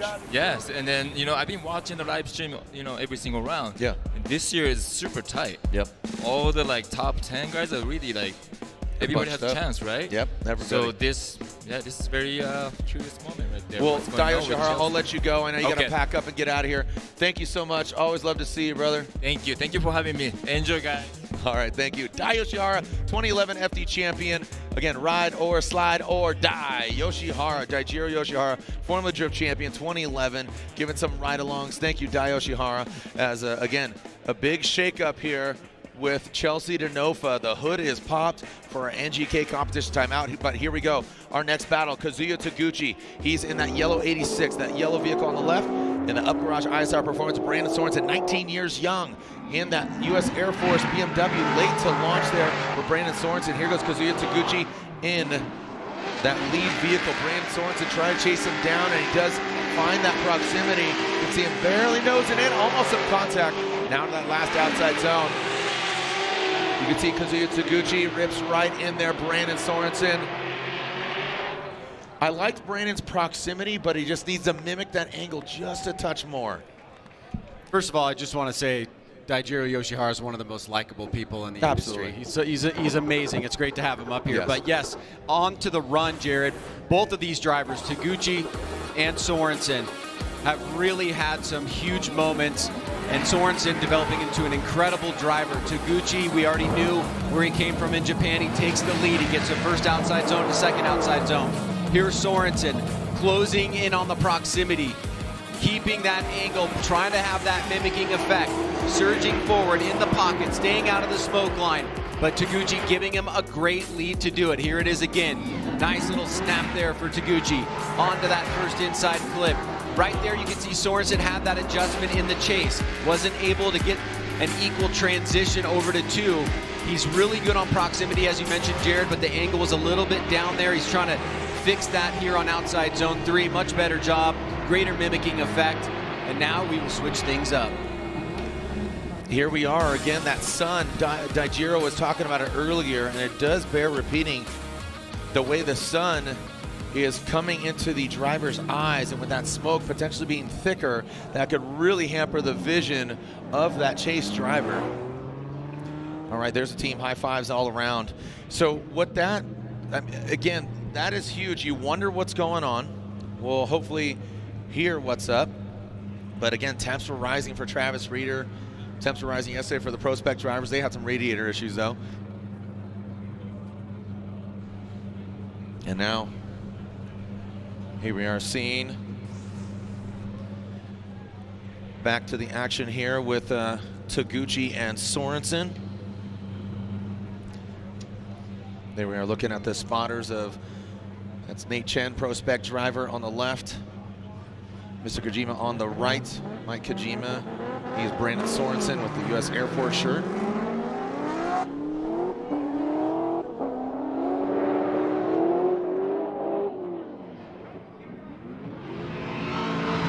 All right, here we go. Brandon Sorensen out front. Kazuya Taguchi in that chase position. Here comes Brandon Sorensen, that second outside zone. Big angle there for Brandon Sorensen. A lot more comfortable out front. Kazuya Taguchi filling all that outside zone. Now into that last outside zone.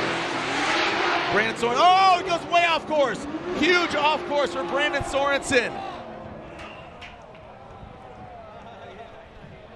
And a big off course there for Brandon Sorensen. That is absolutely going to be detrimental to the outcome for the United States Air Force team. It felt very, you know, signed, sealed, and delivered for Sorensen because of the gap that he creates here without cutting the line. You can see he establishes from the get-go a pretty good distance between him and Taguchi, and then that goes even further, even as Taguchi tries to take that shallower line. But right here, towards the edge of outside zone 3, that right rear dips. He tries to save it, the second tire goes off, and then the third before the finish line. So on paper, that's gonna be an incomplete in the lead run for Brandon Sorensen. You called it, Ryan. I mean, just the way Brandon was on it, and you could see him right here, just the gravel monster ended up getting him. Kazuya kept it on the pavement. But that was, I mean, he was ready. He was ready to kind of twist the knife on Kazuya Taguchi, but it ended up biting him.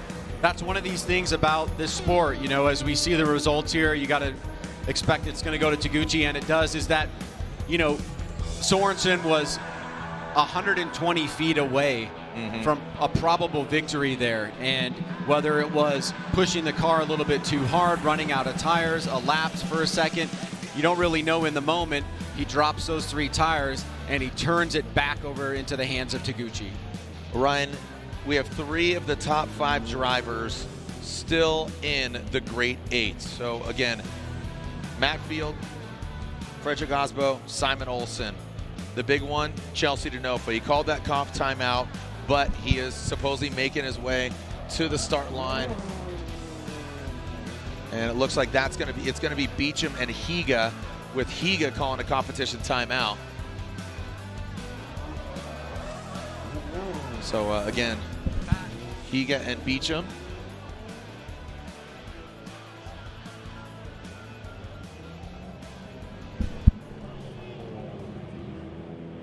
And pulling up to the line, Diego Higa. He qualified 26th, Beechum qualifying 10th. This being the second run. Higa called that comp timeout after the first run. Still got we got a lot of dust out here on track. It's very dusty when that wind kicks up. Yeah, there's got a lot of people on the grass out here, man. The grassy knoll. The grassy knoll, man. Yeah, I love this course. It's very fast. Obviously, there are some trade-offs, right? Every time we dip a tire, dirt goes all over the place. It's not what we see with courses where it's majority concrete. You're mostly talking about cones and things like that. But you obviously want that surface to be as predictable as possible. The drivers have enough practice time now during different parts of the day to know how it's going to react. But you don't want dust and oil and things like that to mess up their predictions. Again, thank you so much for joining us here. My name is Jared Dienda. This is Ryan Sage. We are live here from Utah Motorsports Campus. This is round 7. Remember, October 13th and 14th, the finals. Who's going to win the 2023 championship? Again, Chelsea Denofa leads the pack. Frederick Aasbo, again, part of the conversation. Matt Field, Odie out early. Simon Olsen currently sits in 5th, but Diego Higa and Trent Beechum out right now. Diego Higa from Brazil coming down past that inside clip. Diego Higa in that first and outside zone. Into that second outside zone goes Higa. Slows it up a little bit, allowing Trent Beechum to catch up. You can see again, he's got that horsepower on deck. He hasn't had that prior to this round of competition. Comes out of that smoke and into that final outside zone. Beechum, he is right there on the door of Higa, the Brazilian driver. Again, the internet always blowing up for Diego Higa, the Brazilian driver. We're definitely going to have to recount the first run with Beechum out front, his best qualifying position this season. Trenton Beechum in that white BMW. He's got an LS under the hood, the 2J powered 86 of Diego Higa. Here we are on the left. That's Trenton Beechum leading, to refresh your memory. Yeah, we're going right to the refresher here, the side-by-side. Beechum out front on the left and the chase on the right. We see Beechum, again, taking advantage of the opportunities given to him. A little bit of a struggle there, locking in to that angle in outside zone 2, but once he does, he looks beautiful. Higa in his lead on that last outside zone. Stays right on the outside, maybe right on the line, and you can see Beechum keeping that proximity tight as they measure their way to the finish line. So both runs in the books. Who's going to be moving on into the Grade 8?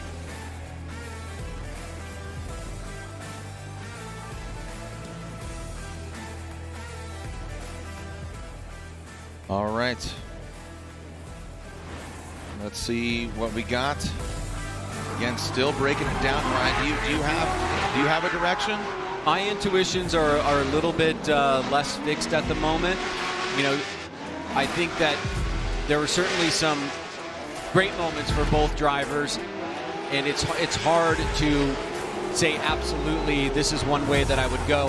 I could pick one if you asked me, but there was definitely a bit of back and forth there at various parts of the course, and ultimately it's the judges to be able to decide this decision on who's moving on. And again, congratulations to Beechum. He's feeling just back to normal. He's running 1,000 horsepower. Earlier this year, there was a split in his intercooler, which blocked boost. And today's his second ever top 16. So Beechum is happy to be here, but it'd be great for him to advance on. Slide him left, one more time.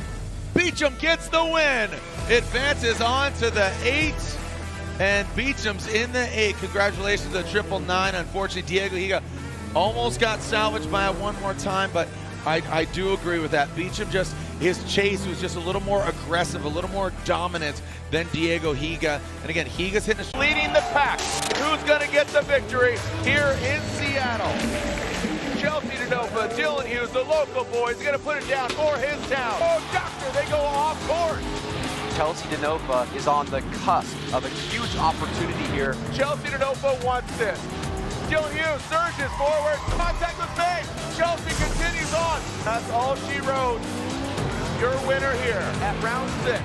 Chelsea Denofa gets the win. We'll see you guys in Utah. Send it.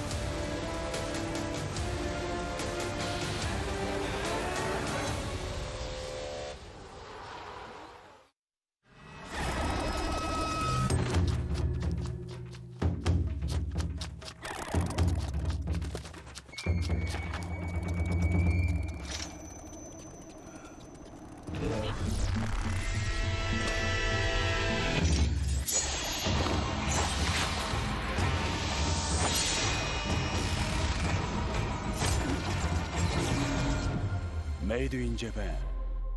Breed. Passionate about a life in racing? Circle track, drag racing, drifting, or Monster Jam. Find it all at the University of Northwestern Ohio. If you want to get everything you need to know about Monster Jam, about motorsports, you got to go to UNOH. It's been the best opportunity I've ever taken. I've gotten so many opportunities, so many different connections. It builds every basic skill that you need to be able to work in racing and get your foot in the door. See where your future can take you with a high-performance motorsports degree from the University of Northwestern Ohio.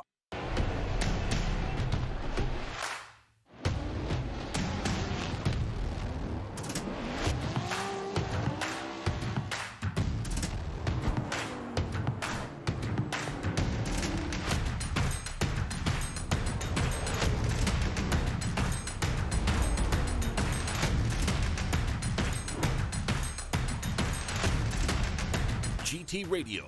Experience ultra high performance.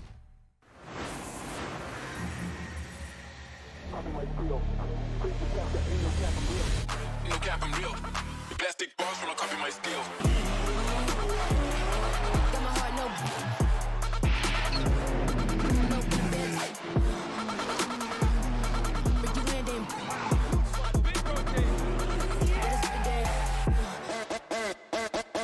got my heart, no.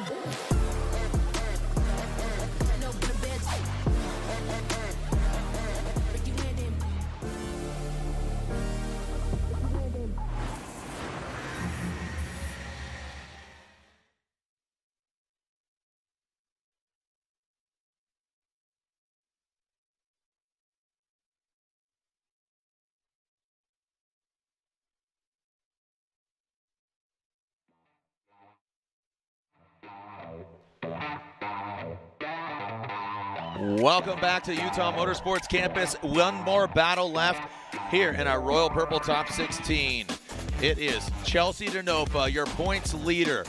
Called a competition timeout, went back in the pits, got the car supposedly fixed. He is going against a Formula Drift rookie, Robert Thorne from Oklahoma. Now, this gentleman is a traditional road racer. He made the switch to drifting last year, competed in Pro Spec, won the championship last year, made the jump second season.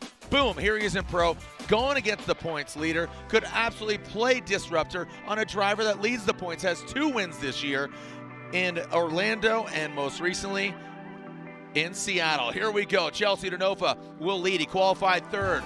Robert Thorne qualified 19th. Chelsea Denofa in that Ford Mustang. Here we go. Chelsea Denofa past the inside clip. A wide swing in that first outside zone.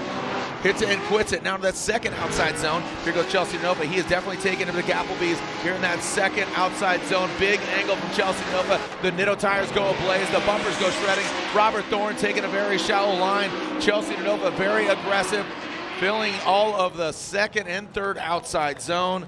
Robert Thorne on the struggle bus to hang with that very powerful Mustang RTR.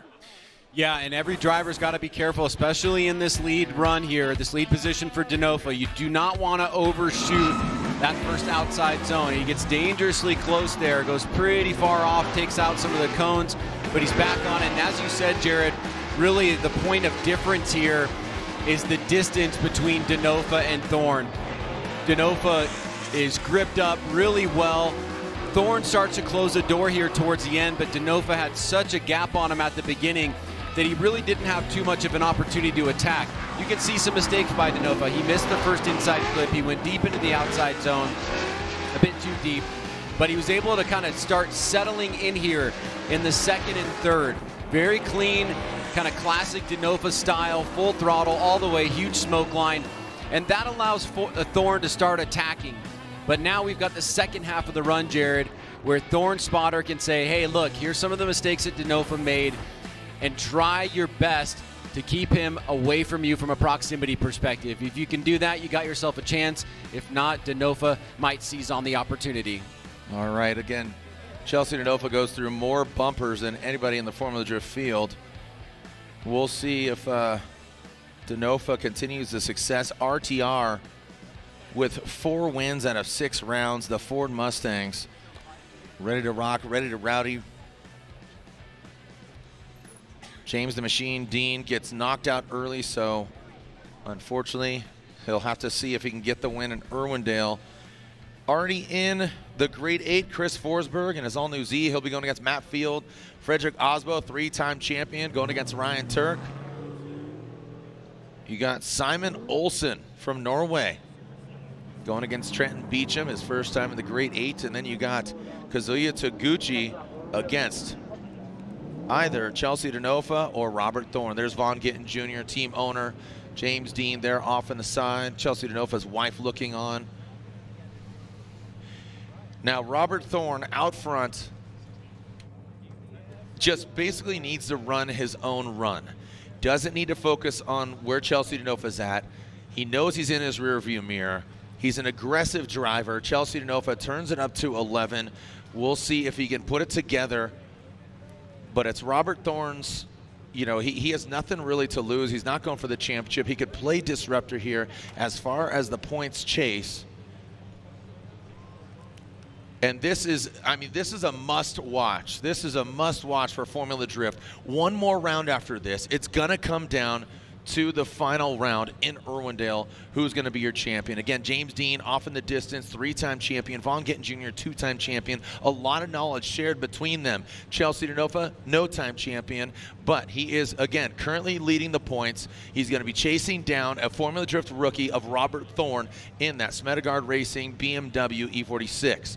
Now, again, Robert Thorne, traditional race car driver, definitely a wheelman, but second-time customer, first-time customer here in Utah as a pro driver. Here we go. Robert Thorne out front. Chelsea Denofa. Again, Robert needs to run his own line. Chelsea Denofa, he's going to apply the pressure. Big angle there from Robert Thorne. Kind of overshoots that inside clip. Oh, and Chelsea Denofa goes off. Chelsea Denofa overshoots it. He shuts it down. This is exactly what I was saying. Robert Thorne, he needs to make sure, as look at that, we are seeing a fender go flying.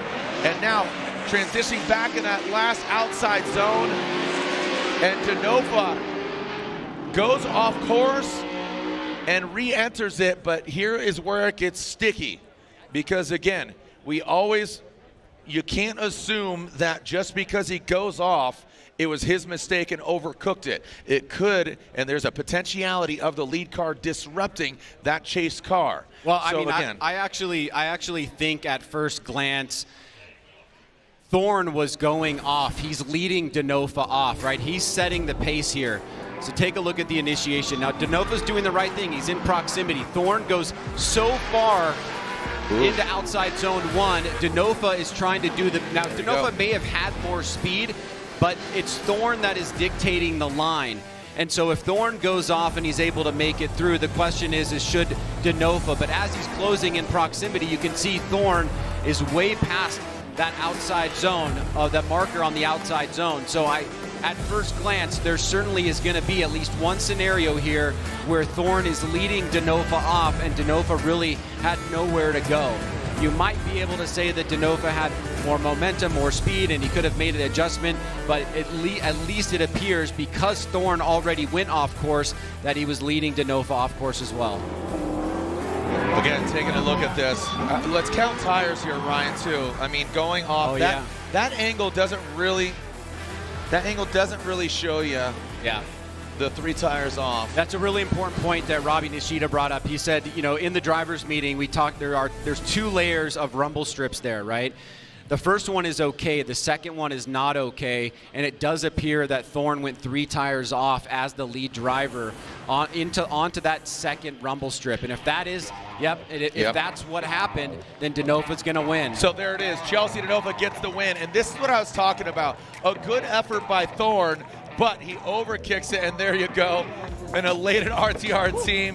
Vaughn, James Dean, Chelsea Denofa. Her name is Chelsea Denofa as well. Happiness all around there. Thorne, I told you got to run his own line, but he ran his own line. It was just off course. So unfortunately, as again, Robert Thorne, a Formula Drift rookie here in our 23 season, Prospect champion last year. Again, ran his own line, just happened to be beyond what that course was. So Chelsea Denofa lives to see another day. He is our points leader and is in. So look at this. We have 1, 2, 3, and 4 of our top 5 drivers still in the competition and in the fight.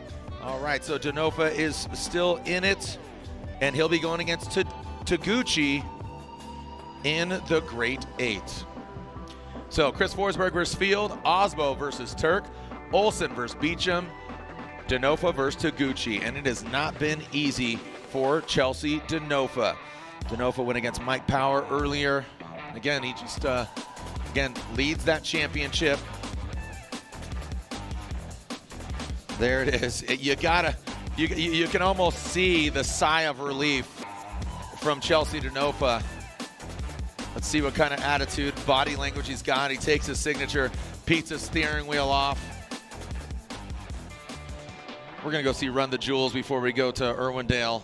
So excited to go do that, see our boy Killer Mike. But the hood is popped. The lone RTR Mustang, we talk about how dominant they were. Chelsea Denofa with 2 wins in Orlando and most recently in Seattle. And again, leads the championship points, Ryan. You know, I feel like again, a lot of pressure on Chelsea Denofa. There it is. Because like then it puts it in their hands. Like if I have to slam on the brakes, it's more obvious than hitting them. Talking about, he says, if I have to slam on the brakes, it's more obvious, he says. So again, here we go, back to the starting order. Now, this is the Great 8. We saw how the bracket is shaping up. Right now, it's Chris Forsberg versus Matt Field. Again, Matt Field in the hunt for the championship. There's Von Gittin Jr. talking to Chelsea Denofa. They're smiling right now, but you know, you saw moments ago, they definitely weren't. Here we go, first battle of our Tuerck Motorsport Great 8, Tuerck Drift 2, the official drifting game of Formula Drift.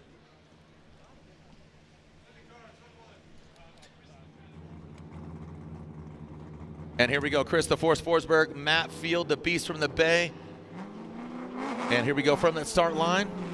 Chris Forsberg, the all-new NOS energy drink, Nissan Z. And Matt Field, the Beast from the Bay, Borla exhaust. Lead, oh, holy cow. Look at that angle from Chris Forsberg. I've never seen anything like it. He took a way shallow line.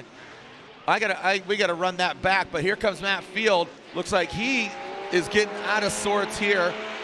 Chris Forsberg into that last outside zone. That was an absolutely wild initiation. Forsberg pulls off to the right. He's on the rumble strips. Man, that was wild. Ryan, what do you think? It's the biggest flick that we've seen all weekend. Huge, massive angle, but he starts pulling angle out of it, realizing he may come to an abrupt stop there at that first inside clip. And that looked to affect Matt Field pretty severely. Field is trying to make some adjustments, and I think everything that we see up to about this point right here is as a consequence of what happened after that initiation. So the judges are certainly going to have to take a look at it, but because Forsberg is dictating everything, once he goes to a huge, massive angle like that and loses momentum and has to pull angle out, that's certainly going to have an effect on Field. And you can see from this point forward, Field is having to play catch-up. He surges forward, he drops the tire there, but all of that, I believe, is as a consequence of what happened at that first inside clip. You know, this is something also, again, we talk about backwards entries. That wasn't backwards, but just the degree of angle, it just didn't have the fluidness. If he was kind of out a little wider, and I don't know, it just looked unlike we've seen from anybody before as far as initiation. So let's see what transpires here. Again, cleanup there on aisle 1 into that inside clip. Forsberg and Field. Field will now lead in that Corvette. Matt Field, Borla exhaust, lean customs, heat wave visuals. Definitely feeling the heat wave here in Utah. The sun blazing down. Chris Forsberg in that all-new Nissan Z. Both these guys on GT radials. This is the championship standings. Chelsea Denofa. Now this does not include qualifying yesterday, but Chelsea Denofa did gain 1 point. So again, 364. He qualified third. So it's literally 3 points for number one qualifier, 2 points for second, and 1 point for third. And that might not sound like a lot, but it's come down to mere points. So 100 points for the win. And obviously it scales down from there. Some more dust on the track. Exit stage left. Thank you, Michael. We got definitely a crowded house here at Utah Motorsports campus, up on the grassy knoll, right in front of the building. Good crowd. Got some former drivers in the building. Justin Pollock. Got Kira and Micah Block and Butchie. Butchie joining us. Thanks, Butch, for joining us. Got Jackson Pollock. Oh, what about me? Look at this guy. Is your middle initial T as well? Is it? Are you another JTP? JTP2? JMP? All right, here we go. The second half of this battle. We're talking about Matt Field, the beast in the bay. Chris the Force Forsberg. Matt Field initiates. That wide swing goes through the 3-2-1 cone, past that inside clip into that first outside zone, the smaller of the three. Into that second outside zone goes Matt Field, the bullet exhaust Corvette. Now, oh, look at that. Just absolutely settled. And now into that last outside zone. Forsberg, great proximity, but Matt Field with that really well done lead run. That second and third outside zone, Ryan, I mean, it just seemed like he was a magnet. He was a Velcro on those outside zones. Yeah, I mean, I feel like there are some elements to extract out from this run between both Matt and Chris, but I feel like the weightiness of the ruling is really going to come down to the first run and the interpretation of that inside clip. That feels to me like the thing that the judges are ultimately going to press on when it comes to finding out who moves forward. This run is great from both guys. Field has a pretty solid lead. Forsberg has a pretty solid chase. All around, no major mistakes. A couple little things here and there, but overall, nothing to point to and say, this guy made a huge, massive mistake on this run. I mean, you can see some difference right there in line from Field to Forsberg, but it's not anything glaring. The main glaring part of the battle was that first run. Shout out to my boy in Troy, New York, 1945 Speed and Custom, working on his car. But shout out to Matt Field. Matt Field gets the victory and advances on. Chris Forsberg knocked out. Alex Jager, prospect driver, his spotter. Crazy initiation. When we come back, we'll find out, will Frederick Aasbo continue his success? He's got to go through his Toyota and Rockstar teammate Ryan Tuerck. So Field's in the final four. Who's he gonna go against? Aasbo or Tuerck here, round 7 of the Formula Drift Pro Championship.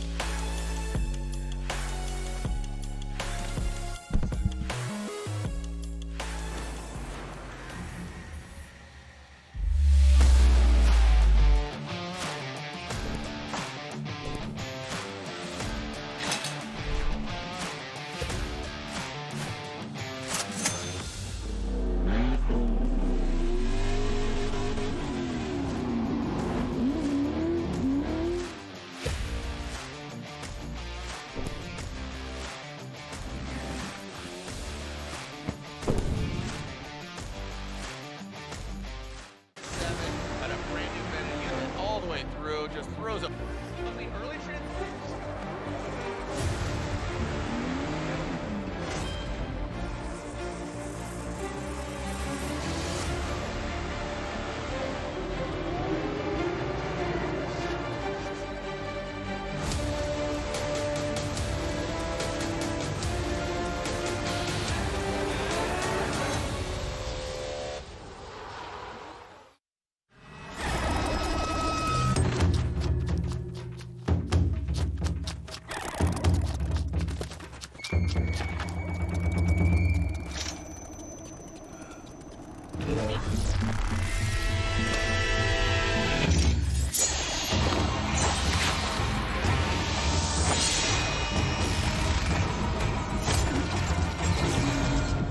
Made in Japan. Breed. Passionate about a life in racing? Circle track, drag racing, drifting, or monster jam. Find it all at the University of Northwestern Ohio. If you want to get everything you need to know about Monster Jam, about motorsports, you got to go to UNOH. It's been the best opportunity I've ever taken. I've gotten so many opportunities, so many different connections. You build every basic skill that you need to be able to work in racing and get your foot in the door. See where your future can take you with a high-performance motorsports degree from the University of Northwestern Ohio.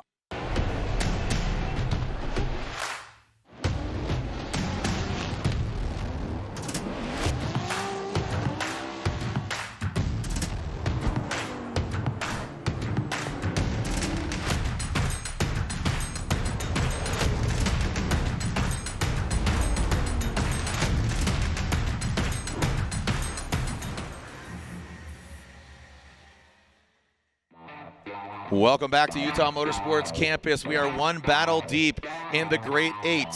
One driver already in our Type S top four. Who is Matt Field going to be going against? Which one of these Toyotas?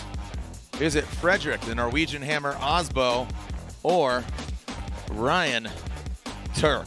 Ryan Tuerck qualifying a very low 28th. Frederick Aasbo qualifying 13th, so very uncharacteristic of both these drivers. These two Rockstar pilots, Frederick Aasbo, notably three-time champion, Ryan Tuerck, still fighting for the champion. Just one of those drivers that's always part of the dialogue, that has the talent. As we're taking a look, Frederick Aasbo chasing down this guy, Chelsea Denofa. Him and Robert Thorne just had a battle. All that talent right there between Robert Thorne, Chelsea Denofa, James Dean, and Von Gittin Jr. So, Frederick Aasbo, he is on the tail of Chelsea Denofa, who is just finding himself in the Great Eight. But one of these Toyota and Rockstar drivers is going to find themselves going against Matt Field in the Final Four. Big initiation there from Frederick Aasbo. Massive angle from that Toyota GR Supra into that first outside zone. Now transitioning into the second. The big wide sweeper. Ryan Tuerck almost has to pedal it back a little bit, but now he finds that proximity. Ryan Tuerck lacking the angle compared to Frederick Aasbo, and now he's got that proximity, trying to grind the door. All 8 Nitto tires roasted him up through that final outside zone. Yeah, you definitely see some areas there where Tuerck was lacking in the angle, especially in that last outside zone. I like the way that he did the transition here, or excuse me, the initiation behind Aasbo. He left a little bit of a gap and then started to try to close the door, but Aasbo has enough grip. Look how much execution there was at the beginning of outside zone 2. I mean, he was right at the edge of the course, pretty much stayed deep the entire way, came off a little bit, and then right here, Tuerck really loses a bit of angle towards the middle part of outside zone 3. Let's take a look at it again. Huge angle difference there from Aasbo and Tuerck at the beginning. But Tuerck is looking for this opportunity to attack. You can see he's on the inside of outside zone 2 at the beginning. Aasbo is at the deeper part of outside zone 2. Great proximity there by Ryan Tuerck, but lacking the angle on the transition back around to outside zone 3. So now, Jared, the drivers will switch things up, and Aasbo will chase down Ryan Tuerck. Yeah, just lacking that just a little bit, huh? Okay, let's see. Ryan Tuerck will now lead. These are the points. These are the points at stake coming into this round. Just 3 points prior to this given out. You can see mathematically a few of the drivers out of contention. Hughes, Forsberg, they're out. Hughes going out early after a reversal call of Diego Higa, who is now finding himself out of competition. Ryan Tuerck will now lead. Rain-X Toyota GR Corolla. Rockstar driver on Nitto tires. On the other side of the lane of that start chicane, Frederick Aasbo in that Rockstar Energy Drink Toyota GR Supra. Here we go, Ryan Tuerck will be leading. The lights extinguished through that start chicane, and we got a clean start. Here we go. Ryan Tuerck coming now, initiating. 3-2-1 cone. Frederick Aasbo right there to the side of his Toyota and Rockstar teammate. Looks like Ryan Tuerck loses a little bit of angle there. Frederick Aasbo has to drop in and drop back. Second outside zone, riding the course edge are both the drivers. Could barely see Frederick Aasbo as he just darts outside of that Nitto tire smoke, and Ryan Tuerck a little disrupted there in that third outside zone. And just like that, these two rock star pilots, one can only advance, Ryan. So Aasbo had a tire drop in outside zone 2 on his lead, and Tuerck has a tire drop in outside zone 3. Now, how does the rest of the run stack up? Pretty similar there. We saw Tuerck also on a tighter line. Aasbo's keeping good proximity on. This is where Tuerck kind of struggled. He had lower angle than Aasbo, but Aasbo's not able to keep the same level of proximity. So we do have a bit of a tit-for-tat back and forth battle here between these two drivers. Let's take a look at it from the beginning. Aasbo starts off really strong, and then he gets a bit lost in the smoke there, has to back off. Tuerck starts taking off. Right about there is where Aasbo dropped his tire. And Aasbo scoots up here to Tuerck, and then on this last little transition going into outside zone 3, this is where we see Tuerck drop his. Now, the judges really have not been penalizing singular tire drops that are barely noticeable that much to drivers. It's really the big ones, 2 tires off, where you lose a lot of momentum. But of course, it counts overall.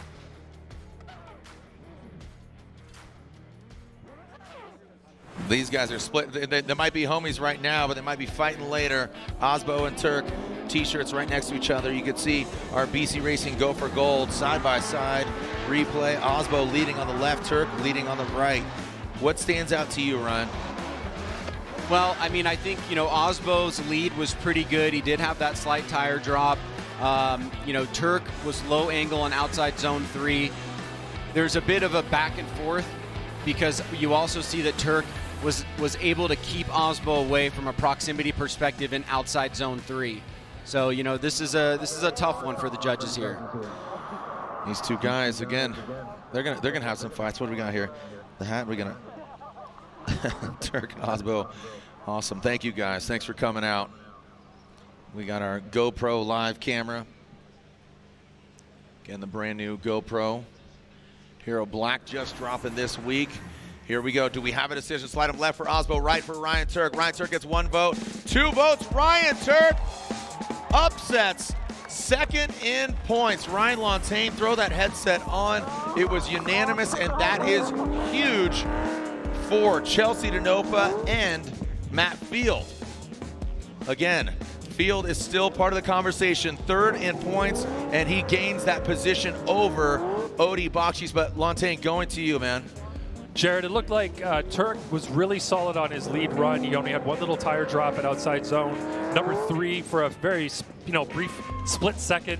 Aasbo in his lead run was pretty solid, had 1 little tire drop in outside zone number 2. But when it came to the chase, Tuerck was closer throughout the majority of the run. It looked like he was attacking more and actually putting on pressure, whereas Aasbo may have been closer right at initiation, but fell off after inside clip 1 and was never able to catch back up. And that is sort of what did it for me. Some other little errors in there, but overall, that was the general feeling. So absolutely shocking and shaking up the point standing. Sorry. Ryan Tuerck gets the win. Ryan Tuerck and Field will be going against each other in the Final 4. And Tuerck is not, again, part of that championship run and that conversation. Ryan Tuerck entering this round of competition in 9th.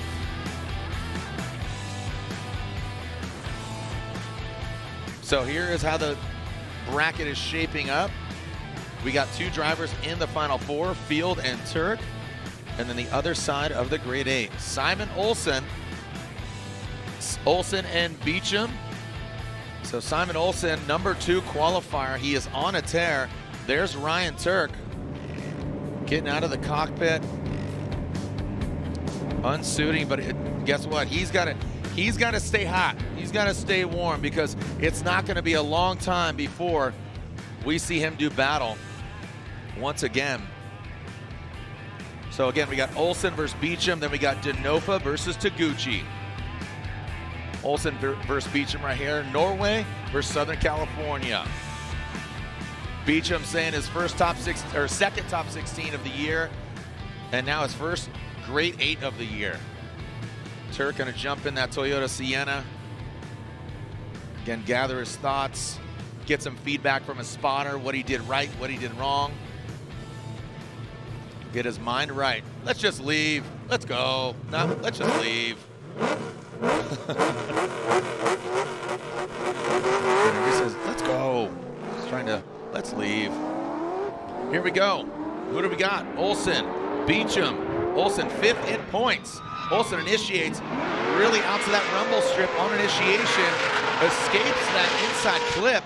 Definitely want to see a different angle from overhead camera, the truth serum as I call it, into that second outside zone. Look at Beechum. Aggressive.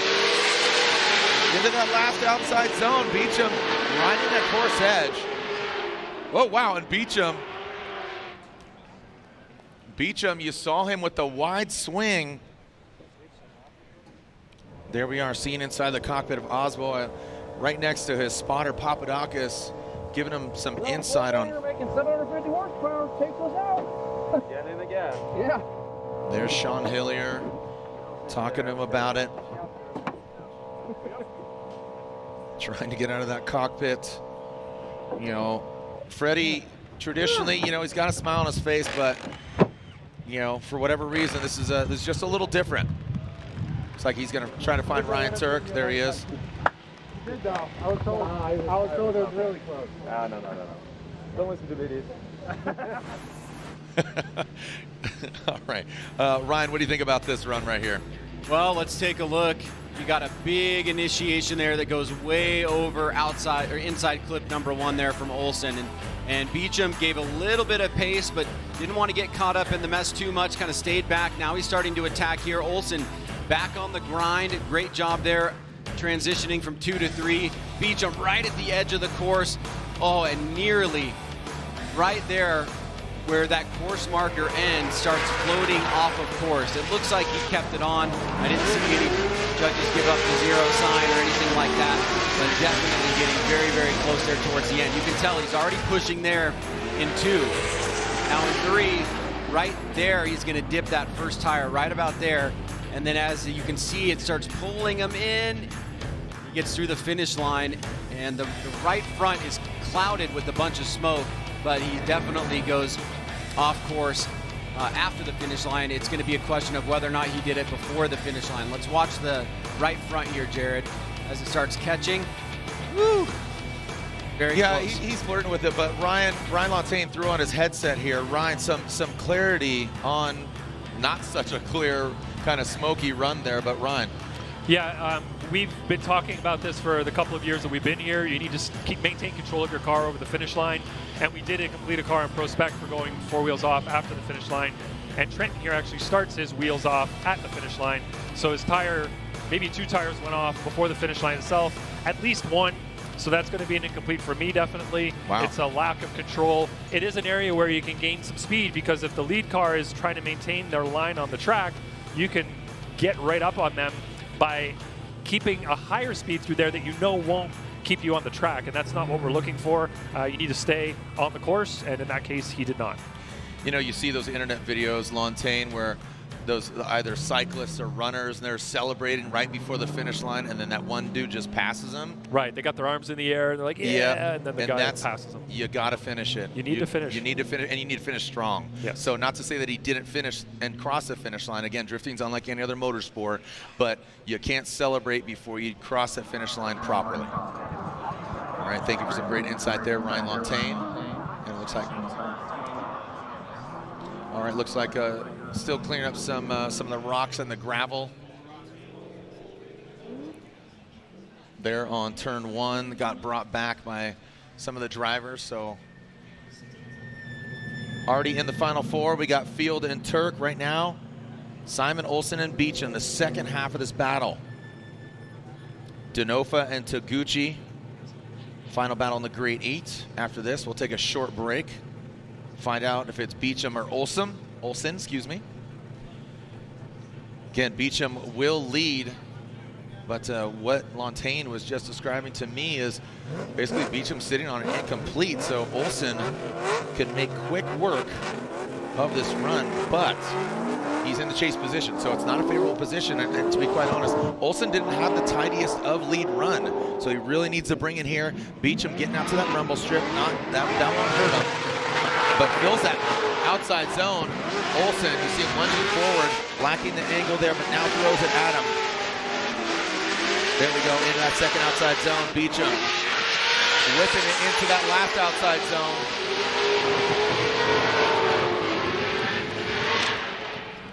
You know, Olsen had some mistakes.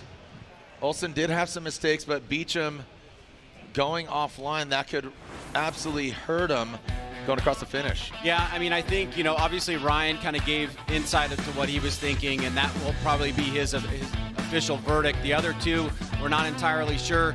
Beechum obviously has some work to do here either way, and you can see Olsen, I think he understands that he's probably got an advantage given what he learned from his spotter. He's being aggressive but not overly aggressive. He's attacking but not overly attacking, and give himself an opportunity here to get a non-controversial win.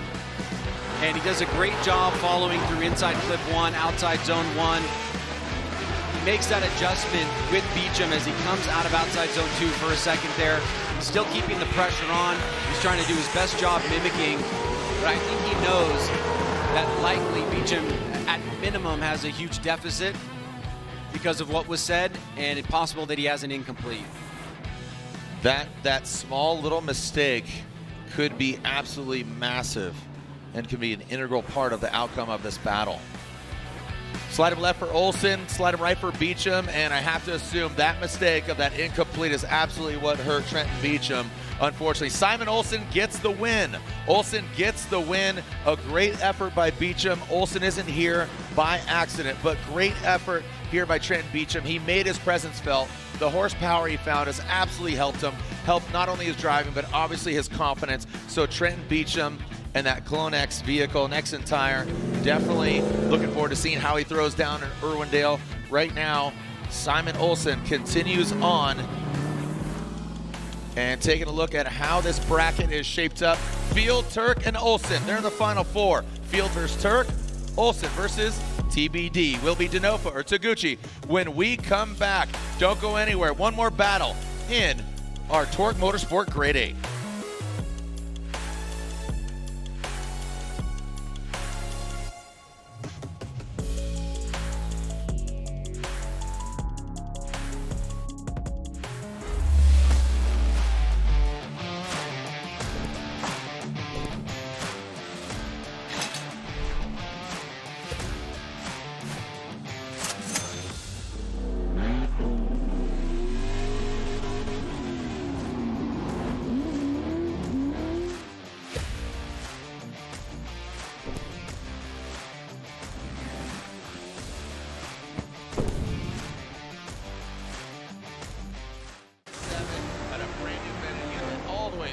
Just throws a early transition.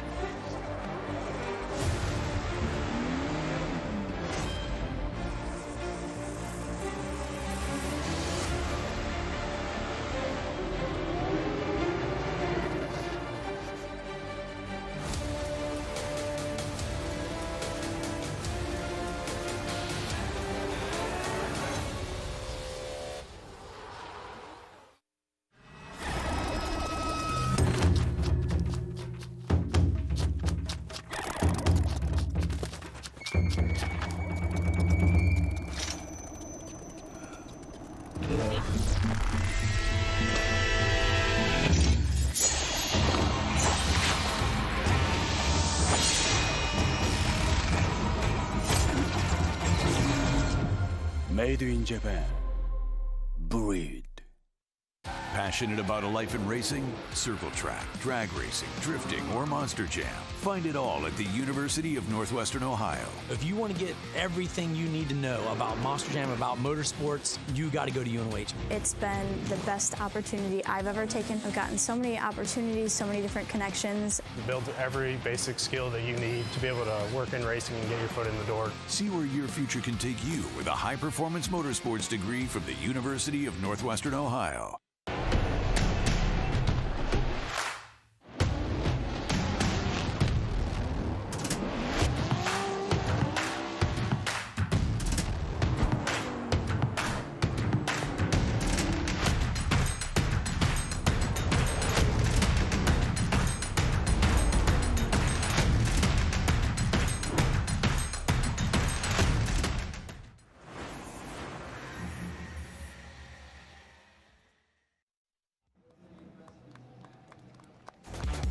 Welcome back as we are seeing our last battle of the Grade 8 in the burnout box. Closest to us, you see a yellow and black. They're both yellow and black, coincidentally, but a yellow and black Ford Mustang of Chelsea Denofa. He is leading the points, and this is a must-win to really just kind of separate himself. Again, here we are at round 7. So, again, these are the pilots that are really trying to push and forge, again, ahead, trying to distance himself from especially Matt Field as Aasbo went out in the Grade 8 against Ryan Tuerck, but we are looking at Denofa in that Pennzoil Mustang RTR Spec 5 against Kazuya Taguchi. And I got to tell you, Ryan, you know, looking previously earlier in the day, this isn't an easy battle for Denofa, both against himself and against Kazuya Taguchi. Yeah, and pretty much no battle is easy or a gimme, especially on this course where there are so many different variables, and you've got high speed into tight left-hand corners, big, long outside zones. You've got areas that the judges really want to see in terms of emphasis. They want to see you getting back on throttle quickly after the transition from outside zone 1 to 2. And so it is just a very challenging course overall, and it takes the best of every driver to get through it. We'll see if Denofa can put it together. Again, he has 2 wins under his belt this season. That definitely does Denofa that he is going to win the championship. And again, previous years, we've seen Chris Forsberg get a championship without a single win, meaning a first place. But right now, it is Denofa and Kazuya Taguchi. Kazuya Taguchi, up garage, ISR performance vehicle in that chase position. Denofa, you got American versus JDM, both the vehicle and the driver. Japanese domestic market. Denofa gets involved with the dirt and the gravel, and Kazuya straightens out. Kazuya Taguchi goes straight left. Taguchi shuts it down. And don't know if he's affected by the gravel, but they were car lengths apart, and you could see him shaking it up. Did you see anything stand out? Well, on the initiation, it looked like Taguchi overshot outside zone number 1 and was then left pressing. And then our attention quickly turned to Denofa, who went 2 tires off. Then we see in the background that Taguchi loses all of his drift angle. Let's take a look here. You can see the surging there from Taguchi. He gets lost in the smoke. He goes way off course. That may even be the incomplete there. And then right there loses it in the middle of outside zone 2. Now Denofa gave every Denofa fan a scare there for a second, but he's able to hang on, and fortunately for him, he's able to get through the run with an incomplete, it looks like, from Taguchi in the chase position, which means Denofa still needs to finish the run overall. Yeah, Taguchi, we're getting word that Taguchi did go 3 off at that outside zone. That's like what Robert Thorne did, right? So there's 1 red and white rumble strip. He went beyond that. So that was way off course. 3 off. That's an incomplete for Taguchi in the chase. I will tell you, Denofa, as you said, he did save that. That was definitely saved and sweat for all those Denofa fans out there.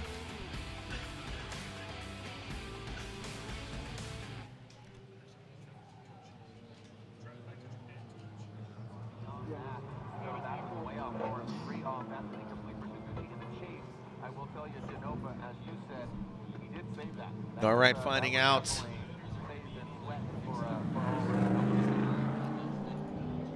Yeah, Denofa does not have a competition timeout. Kazuya Taguchi, good to go. Looks like Kazuya, all right, he's pulling right back around. So Denofa, again, Taguchi does have a competition timeout, but it seems that he is just pulling right back to the line. Denofa just dusts that thing off and throw it back out there. Taguchi will now lead.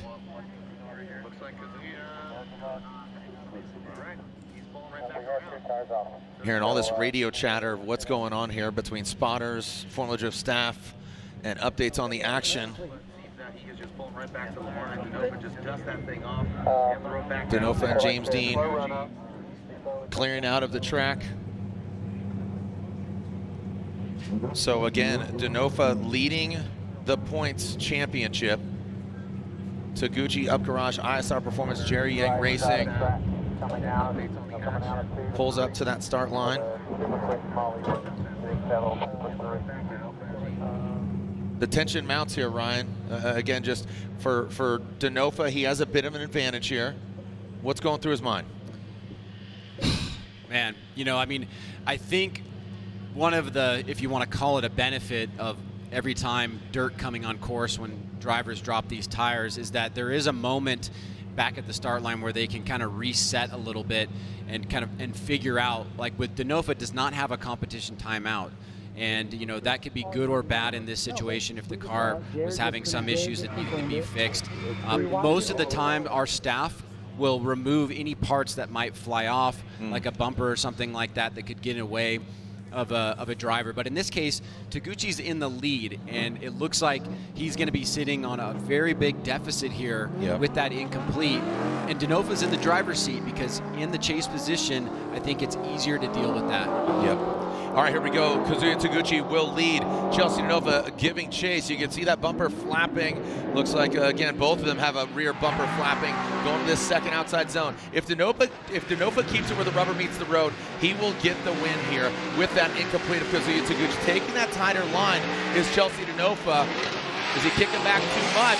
And again, sometimes that could not favor Denofa, a driver like Denofa. And it looks like all signs are saying that Chelsea Denofa, without that 3 wheels off, Denofa will be handed a victory after Kazuya Taguchi's major mistake on that first run. And a little bit of delay as the pits of James Dean, Von Gittin Jr., Chelsea Denofa, and the RTR camp. Well, I mean, I think what we see here, Jared, is that, you know, Denofa is building momentum for this championship, right? It looks like he's going to get the victory here. I don't see any kind of incomplete from him.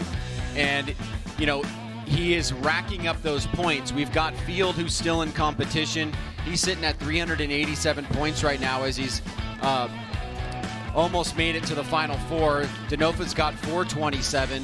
So the point spread is working for Denofa at this point. The further that he can get, the more he can give himself a cushion going into Irwindale, and he is definitely doing a great job here tonight, but we still have a lot more competition to go. All right, slide him left for Denofa, which I assume is going to happen, and there it is. Chelsea Denofa solidifies a spot in the Final Four. Our points leader advances on and distances himself amongst the currently second in points, Frederick Aasbo, with Aasbo going out in 8, Denofa in the 4. Mathematically, Ryan, we're looking at different scenarios here with Denofa moving on, Aasbo being knocked out, Field in the 4, Odie being knocked out, Olsen still in it. So the Final Four is set. Field versus Tuerck, Olsen versus Denofa. When we come back, we have our Type S Final Four. Round 7 of the Formula Drift Pro Championship. I'm Jared Deanda. Don't go anywhere. Let's leave. Let's send it. Let's have some fun here in Utah.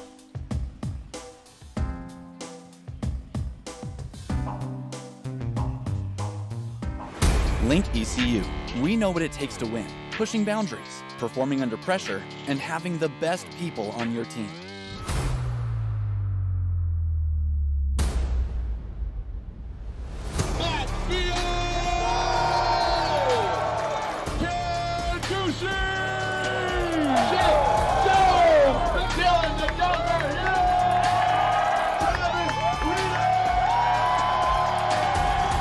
Link ECU, the performance, reliability, and power to get to the podium. One bottle, so many great things. When your engine reaches 75,000 miles or more, like on this truck, years of carbon buildup leads to reduced fuel economy, increased wear, poor acceleration, and higher emissions. Max Restore is specifically designed for high-mileage engines with quality PEA and proprietary detergents to remove those stubborn legacy deposits. And it includes a friction modifier to reduce future wear in the upper cylinder of your vehicle's engine. Restore performance and protect your high-mileage engine with Royal Purple Max Restore.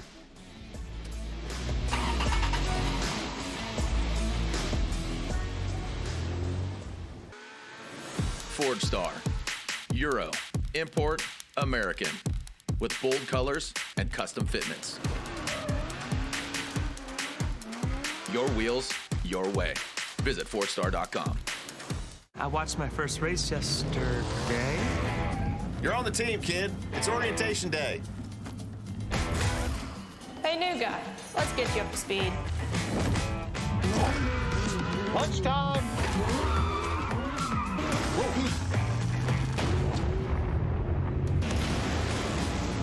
Your workspace is ready. Looks like you got a corner office. Be part of something greater. Toyota. Let's go places. NGK makes ignition coils. Why? Because we prefer a running partner that can keep pace. We know ignition, and since our spark plugs don't run alone, we put some of our energy and expertise into making better coils. NGK ignition coils are engineered to OE durability and performance. And because we race to win, we improve the design, testing, and validation of our coils for better performance. NGK spark plugs and coils, better together.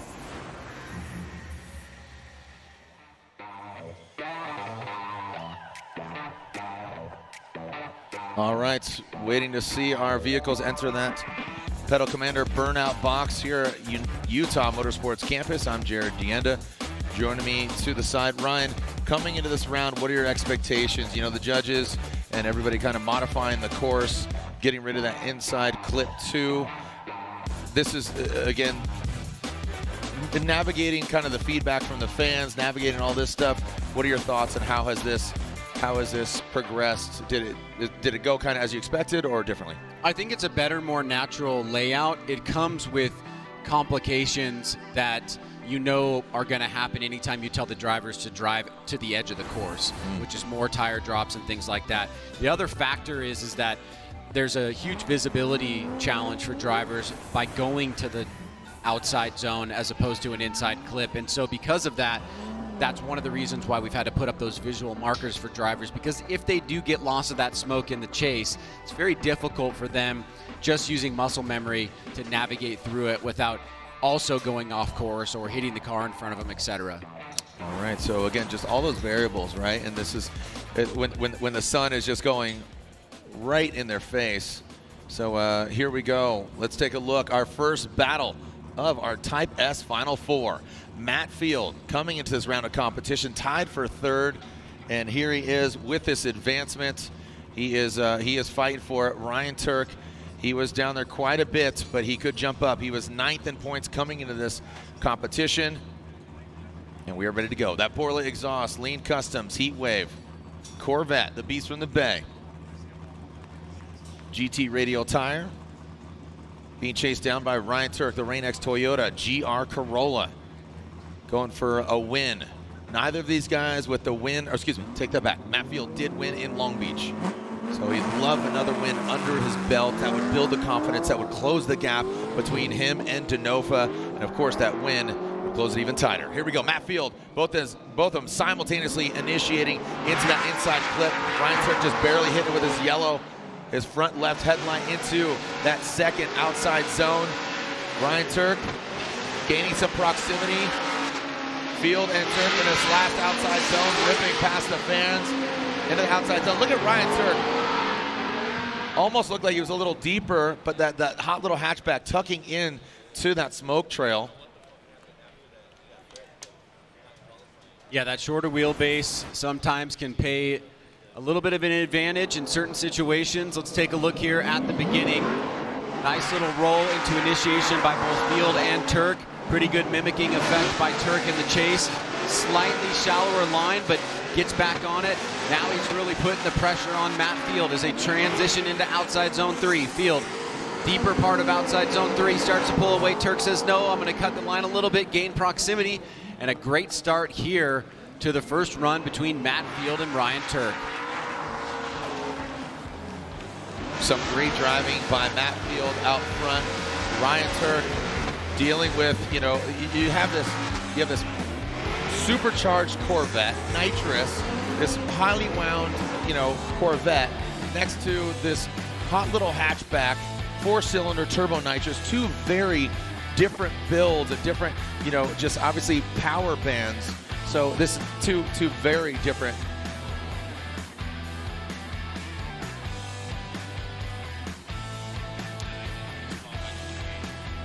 All right. So Ryan Tuerck qualified 28th. Matt Field qualifying 25th. Simon Olsen qualified 2nd. And then Chelsea Denofa qualifying 3rd. So basically, Simon Olsen is guaranteed a podium. So out of these final 4 drivers, Simon Olsen is guaranteed a podium. That's incredible. Yeah, so that's awesome. He keeps going. I mean, just what a season for him.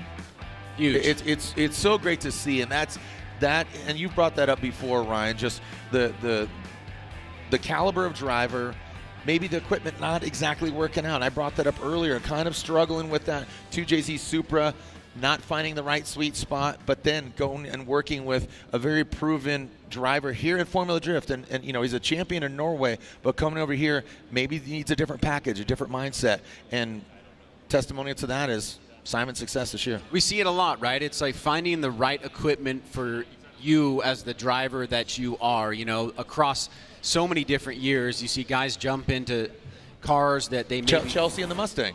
Exactly, yeah. And then there's a lot of those examples where all of a sudden it's like, wow, this guy is a really incredible driver given the right package. Yep. And look at that. You know, we're talking about Field on one side, Olsen on the other. You know, they might be able to meet each other in the finals given if Field takes out Tuerck, right? And Tuerck, he's kind of disruptor in this scenario because, you know, 3 out of the final 4 drivers are in that top 5. The only one that's out coming into this round, sitting in 9th, is Ryan Tuerck. Right. So he could shake things up. Say he goes past Field, goes to the finals, gets the win. That'll shake up the points as well. So, you know, Frederick Aasbo is a fan in Ryan Tuerck right now. You know, he took him out, but he's got to be rooting for him to still stay competitively in the championship conversation. Ryan Tuerck will now lead. We alternate the lead and chase. Ryan Tuerck, Matt Field. Here we go. Ryan Tuerck coming out of that start chicane. Matt Field in the chase position. Ryan Tuerck, good aggressive flick in, but Matt Field cannot be shaken. That Corvette right there in the rear view. Now transitioning, good aggressive transition from Ryan Tuerck, but Matt Field, he jumped to the side of the Corolla. Now into that final outside zone. Ryan Tuerck right on that course edge. Matt Field taking a little shallower line, and he brought it in that arc. Let's take a look at this here again. That was a huge pressured attack from Matt Field in the beginning. And the question is, was he able to maintain that through the majority of the course? Put an exclamation point on this. Right out of the gate, he's in the pocket, follows Tuerck right through that inside clip and the first outside zone. Pretty well mimics the transition, super close there. Now there's a little fall off there from Matt Field as Ryan Tuerck doing a very high level lead run here. Deepest part of outside zone 3, and here again, Field, you can see a little bit of wavering coming out of that zone. I love the attack from the beginning. Field was not able to consistently do that in every single zone, but he did it in areas where it was very impressive. And as you always say, Jared, that cannot be done without a quality lead run, and that's what Ryan Tuerck did right there. Look at how much of the course he's using. Matt Field, you saw him kind of late on that transition and got into that last outside zone. Matt Field, the drift cave, the cavemen looking on, cheering him on. Brandon Scarpelli, I see you. Graham, big boat guy Ripper. Here we go, the BC Racing side by side. Matt leading on the left, Tuerck leading on the right. You can just see out from the get-go, Field is not giving Tuerck any room from the start line, and that really helps pay, I think, dividends for him on the first part of the course. He does fall off a little bit, and you can see the consistency from Tuerck maybe is more generalized overall. He might not be on the full attack mode all the time, and he does come out there a little bit towards the end, an outside zone 3 in the chase position, but he was very consistent in both runs for a majority of the runs. Seeing a lot of Borla, Heatwave, Lucas Oil, GT Radial shirts out there. A lot of Matt Field fans seeing some Nitto tires. Seeing some Nitto tires being prepped. Is that a sign? Does Tuerck get it? Where are my Tuerck fans? Make some noise. Where my Matt Field at? And Matt Field gets the win. Matt Field gets the win. Field advances on. And again, Ryan Tuerck just a bit outside. So Field advances on to the finals. So again, it will be a Field, Olsen, Denofa podium. Just a bit outside is Ryan Tuerck. He qualified 28th compared to Olsen in second and Denofa in third. So that means, again, a little bit Field, Olsen, Denofa. In what order? We don't know. Field is guaranteed at least second place, and there it is. His team giving the nod, giving the thumbs up. The Drift Cave fans cheering for their boy, the Beast from the Bay. Those lean custom pins with the Utah flag flying. We'll see if those bring him any good luck. Again, Lean Customs, maker of those custom pins, limited dish. And there it is. There's the energy. Again, haven't had much, Lorette hasn't had much conversation with Matt. Maybe that's by design. I know some drivers, kind of, hey, want to get in the zone, don't really want to converse. Lorette always asking the hard questions, and I know I love it. I'm here for it. But again, some drivers, don't really want to converse right now. So Matt Field is in the finals, and on the other side of it, it's Olsen and Denofa. There we are, looking at the fresh Momo suit, looking good. A quick little exhale there from Matt Field, but he's gonna have to throw that helmet back on very quickly. Again, Field got the win in Long Beach. Can he repeat here in Utah? Right now, all eyes are on Simon Olsen and our points leader, Chelsea Denofa. Olsen hasn't had a win, but he's been on the podium multiple times this year. The heat wave glasses are on. Oh, yes. He needed that. Finals, he absolutely needed that. Probably put a fan on the engine. And that moves him up to second place in the standings. He advances above Frederick Aasbo, who was out early in the Great Eight. More and more, it seems like there is going to be a new face as the champion as we, get closer and closer to the results of this event. I mean, anything is possible going into Irwindale, of course. We've seen so many crazy things happen. But you remember, the tides turned last year at this event. Yes, it did. Here we go. Simon Olsen out front, Chelsea Denofa in the chase position. Simon Olsen is absolutely hitting it right now. Our number 2 qualifier, massive angle. Can Denofa keep up with that? Gets that strip. Denofa. Again, car gets disrupted, but Simon Olsen, you can see that field suspension just sucking to the ground, hitting that 3-wheel motion. Chelsea Denofa in the chase position, but Olsen fills all that second outside zone. Having supercharged, Vortex supercharged LS, getting all the way to the outside zone. Denofa, our points leader.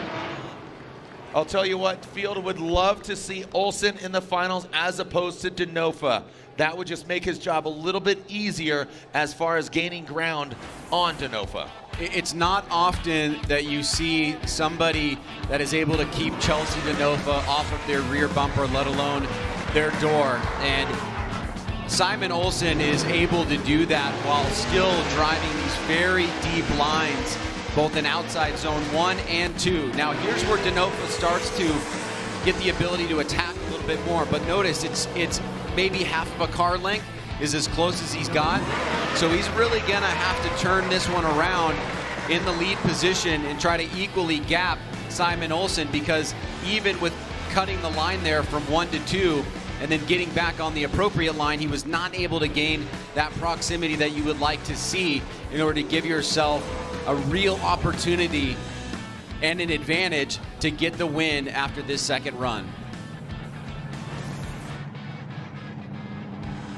The drivers make their way back, and Ryan, you talk about just the power that Simon Olsen has at bay, and again, neither of them getting into the dirt, so that'll expedite getting them to the line. Don't see the blowers out because, again, a battle. It's rare that we haven't seen either of the drivers get into the gravel.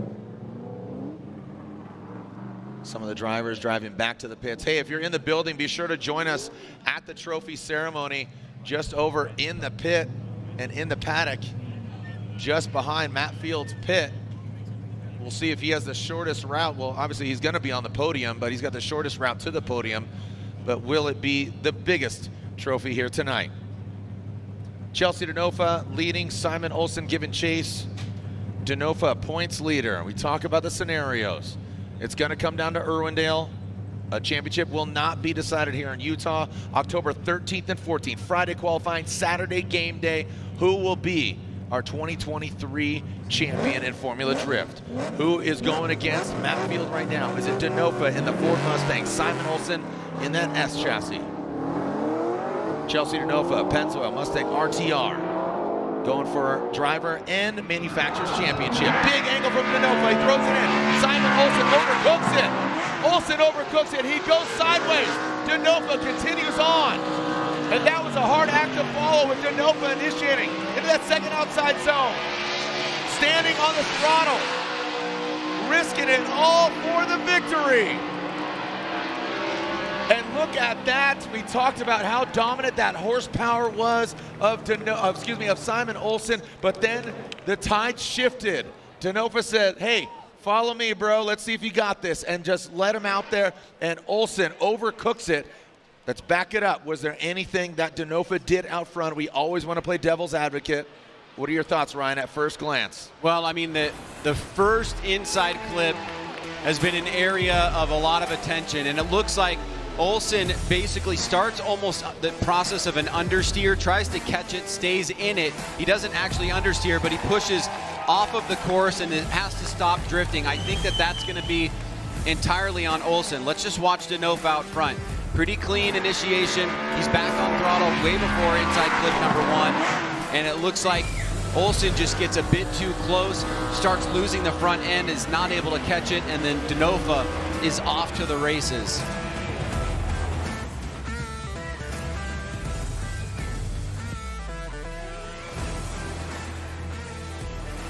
And here we go, slide of left for Olsen or Chelsea Denofa on the right. Denofa's going to the finals.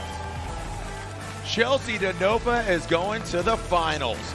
It's Field and Denofa, currently 1 and 2 in the championship. Ryan, coming into this round, I would not have thought that. And that's just goes to show you it could be anybody's game. You would not have thought they would have been 1 and 2? Admittedly, I like variety. I had hoped, to be quite honest, but I'd like to see it a little closer as far as points gap. So, I can't pick favorites. I'm an announcer, and again, I think just given the weather, given the track, and I said it from the beginning, this track suits Denofa's style. Field, he's his worst enemy, but I know he can put it together when he wants to. Well, it's certainly, if anything, if nothing else, has just made the championship more interesting, right? Because now both of these guys, 1-2, they're going to leave 1-2. However this order ends up will be the points gap. We'll know all the storylines going into Irwindale. And these guys have proven, after 7 events, longevity, consistency, the ability to deal with a lot of pressure, the ability to deal with so many different things that come at you as a professional drifter, both in competition and out of competition. And here they are sitting in the finals. Matt Field has a win this year. Denofa has 2 wins this year. Somebody is going to be bringing home the history in 2023. Also, as far as point standings right now, Denofa, Field, Olsen, Aasbo, Odie. Tide shifted. Guess what? One more battle when we come back here at Utah. Don't go anywhere. 1 and 2 in points, shaking things up here in Utah.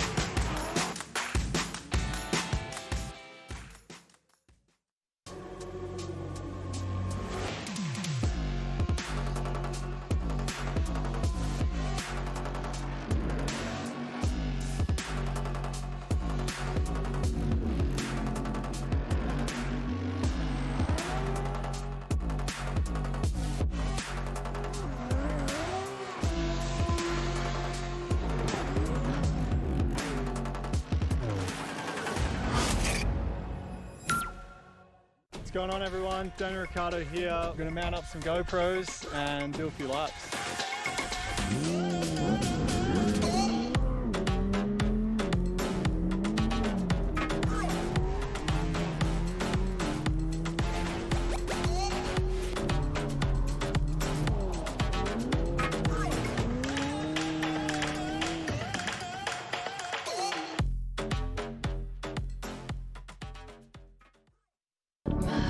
Just dropped, thinking about you. Just stops when I'm without you. My heart just dropped, thinking about you. Hey guys, Jeff Jones here. I'm Dylan Hughes. I'm Travis Reeder. I'm Ken Gusick. I'm Matt Field. I drive Link. They are the most reliable EC around, and they always deliver. Their global tech support gives me the advice I need every time I need it. Their products are super easy to install and easy to set up for the performance that I want. They stand behind their products and support their customers. They're always innovating and delivering great new products and performance features. I drive.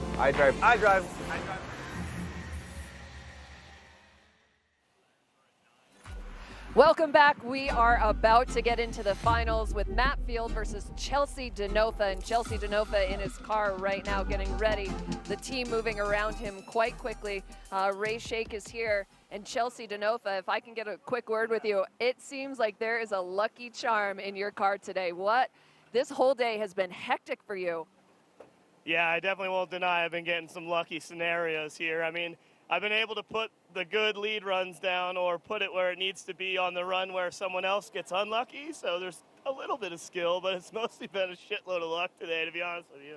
I was saying on the radio to my team, I'm like, I'm the luckiest person on earth today right now. So it's wild out there. Everyone's pushing really hard. We're having a bunch of little mechanicals that are causing some confidence on my end and kind of missing out on things right when I need it. And they're causing some mistakes on my end. So just trying to drive through and do the best we can. And for once, I mean, I am playing the lucky card here for once. But even with these little things that are happening, and you said these little mistakes that are happening to, because of your driving, you still look like you're holding it together. I'm glad it looks that way. All right, Chelsea, thank you so much. I'll let you get your head back in the game. We are going to see him in the finals against Matt Field.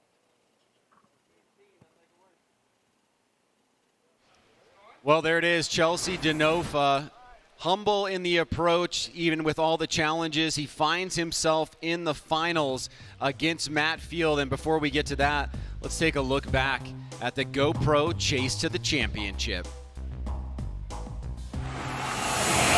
This is it. The finals are set. The lights are on. Celebrating 20 years of FD, baby.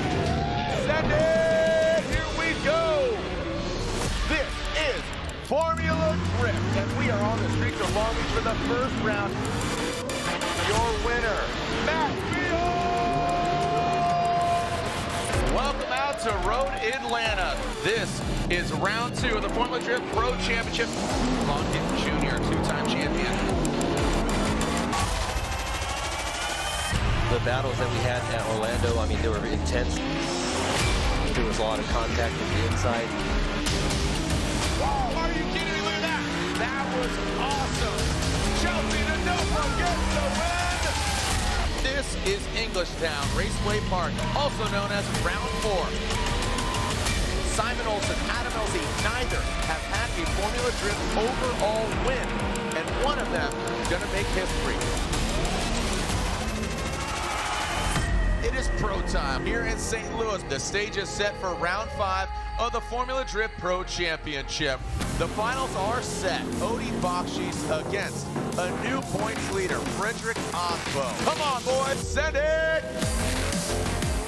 Bakchis initiates in that first outside zone. Aasbo cutting through that smoke line. Bakchis gets the win. Who's gonna get the victory here at Evergreen Speedway? We've seen 5 previous rounds, 5 different winners. Aasbo is leading the pack. Chelsea Denofa but Dylan Hughes, the local boy, is going to put it down for his town. Oh, Doctor, they go off course. Dylan Hughes surges forward. Contact was made. That's all she wrote. Your winner here at round 6. Chelsea Denofa gets the win. We'll see you guys in Utah. Send it.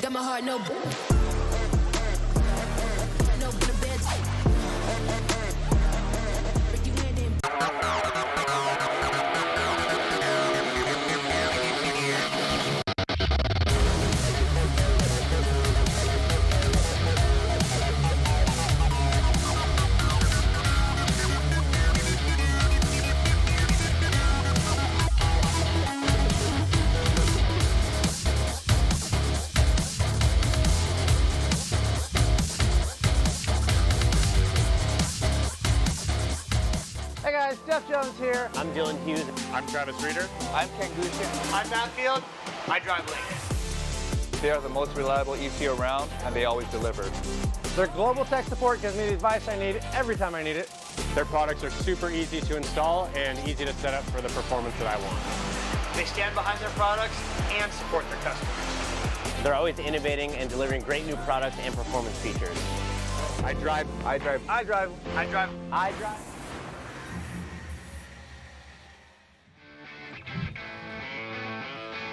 Guess what? There is one more stop on this party train, and that is the top of the podium. Who will be up there? We started the season in Long Beach. We ended in Irwindale, just down the freeway from each other, about an hour away from each other. Well, we got an all-American battle, baby. That's right. Chelsea Denofa, originally from Philly, Pennsylvania. He is leading the championship.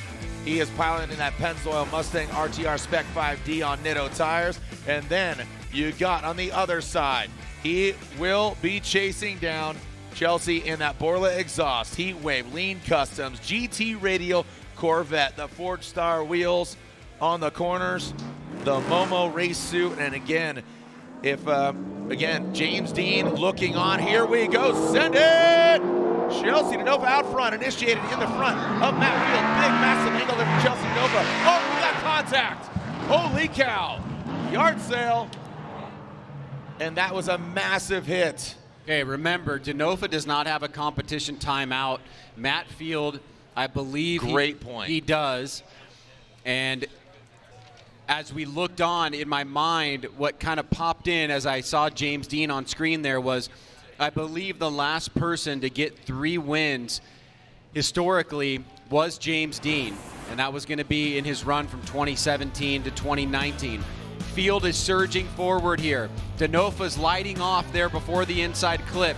Looks like Field starts to unwind the front end, and you see more than contact, a collision with Denofa right at the beginning of the first corner, right there. And there's a really great audio coming off the FPV drone. You can actually hear both cars very well, but yeah, let's run that back. This is oh, you want me to lay out? Yeah. Right, and you said it, that audio. Yeah, and after listening to 10,000 practice runs of the Corvette and the Mustang, you kind of start to understand which one is which. That one's Denofa. So I'm curious to know if the judges already have a quick kind of assessment of that on fault. And so it is fault for Field. So that means that Denofa will have 10 minutes to fix his vehicle. Field will have to use his competition timeout if he needs to. And strategy. It's Field with an incomplete. I think that is the bigger overall story in what just transpired there. All right, so Matt Field is at fault. Matt Field at fault. And we were on pace here, but obviously get disrupted here. Denofa takes it in the rear, and guess what? He has that, again, 10-minute allotment. He continues on. 10-minute allotment for Chelsea Denofa, but Matt Field only has 5 minutes. The finals, and again, we are on a great pace until Murphy's Law happened, which happens at every single event. But here's the reality is we saw a great flow of energy, good battles. One more times were justified. Minimal, if any. I didn't see any, what do you call it, coming up here and basically disputing. Protests. Look at that. Ryan, another interesting question here is, what if Denofa can't fix it in time? Oh, that's a great question. Fields at fault. So again, Denofa has used it, but he gets a 10-minute allotment to get hands on the car. If Denofa can't fix it within the 10 minutes, what happens? What happens? All right, let me tell you, because I happen to know this part of the rule book very well. Basically, the competition director can make an assessment because overall, to the benefit of the sport, we want to see a winner here at the event. So he can make an assessment on the damage to Denofa's car and give extra time in order that we can see the other half of the battle. Now, obviously, that doesn't mean till tomorrow, but because of the way that RTR has constructed their vehicles, for a lot of things to be collapsible, fixable very easily, that seems like a very plausible thing, even within the 10 minutes. So, I mean, we saw them do a quick change rear end in like 7 minutes one time. Yeah. And that was like 4 or 5 years ago. And Field's team did something insane last year. I forget what it was, but they ended up getting an award for it from Kevin's Corner. So I think it's very, very likely that it will be fixed in time. All right, well, as they are thrashing on Chelsea Denofa's vehicle, looking on is the RTR boss, two-time champion and Atlanta winner, Vaughn Gittin Jr. What's it feel like? What's the energy, Lorette? Well, the energy down here was nervous energy, and Vaughn Gittin Jr. was watching the start of that final battle and just started banging the table. I feel like you had to release some of that energy now that Chelsea comes in and Matt Field was at fault. Do you know what the damage is?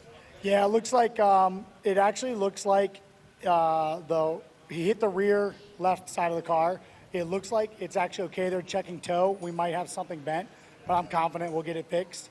He probably couldn't have hit a better spot on the car. I feel like he got the the crash side of the frame and then maybe just touched the wheel on the way out. It was really weird. I don't think, I think Matt, something happened with his car because he initiated and just went straight right into Chelsea. So. Yeah, but we have full faith in our team. We've seen them do some miraculous things over the years. So we're going to get Chelsea back out there. So you were talking to Chelsea. You've been chatting with him all day. Was there any advice that you gave him, because he kept saying that small things are going wrong, but you guys seem to hold it together? Yeah, Chelsea is a very passionate dude, and everyone has seen that. And he expresses emotions, and for me, I'm just very much just trying to reinforce who he is and for him to remember his abilities in these moments where there's question and doubt and things aren't going perfect.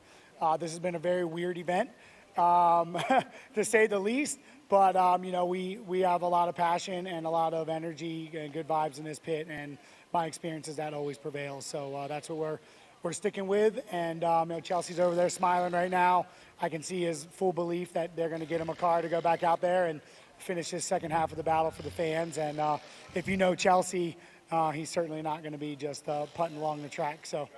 Absolutely. And so he, of course, is looking for that third win this season, and he's now in the championship hunt. I know it's normally race by race, so how do you keep him calm and keep him that momentum moving forward? Well, it's hard to keep Chelsea anything that Chelsea doesn't want to do. I just share my experience and hear his perspective and just listen to him and just share whatever I have to offer in any moment. But, you know, look, he's an unbelievable driver, and when he is focused and in the right space, you know, he's untouchable. And it's been an unbelievable year. This is huge championship implications right this moment going into Irwindale. And, yeah, I'm just super proud of him, proud of our team, and grateful for all of our, you know, amazing partners. And it's just so cool to see what Chelsea's able to do behind the wheel of our Mustang. Absolutely, and Chelsea just looking at you right now and smiling. And normally at this point, I can ask some of the drivers, do you not want to? And I think Chelsea just getting in the head now will let him continue to focus on the task at hand. So, Vaughn, your time, really appreciate it. Absolutely, thanks, Lorette. Guys. Thank you so much. And the big thing is the clock for Matt Field. Can he fix his car? You know, we talk about, so there we are. So they only get 5 minutes. They only get 5 minutes. So Matt Field, you can see bringing out the toe plate, making sure the alignment, and, you know, with that NGK competition timeout being utilized, I would say that Matt Field got the worst end of the deal as he did. He caused the accident, but the front end or the business end, right? And Denofa has taken a hit on the back of that bumper numerous times throughout the year. He gets that 10-minute countdown, so he's got still 5 minutes. But Matt Field, the clock is more critical for him because he caused it as well as he has 5 minutes. Yeah, and I think, you know, it's worth just kind of thinking about the big picture in the way that the teams have developed. I mean, if you and I had gotten in a wreck like that on the freeway, the car would be sitting in my driveway for about 6 months. And these guys, literally, what they can do in 10 minutes, let alone 5, is absurd. Yep. And you really have to give a lot of credit to the development that they've done in helping the sport get to the place where it is, because we're asking drivers basically to more or less bounce off of each other at 80, 90, 100 miles per hour into corners and then be like, go fix your car in 5 minutes and then get back out there. It is just nuts. Yeah, and you're seeing, you know, all hands on deck for the drift cave, the Borla exhaust, heat wave, lean customs. I mean, they're rippers, you know, wiping down the window. Make sure you could see the dust has played a role. The sun's going to play a role when they come around that first inside clip going into the sun.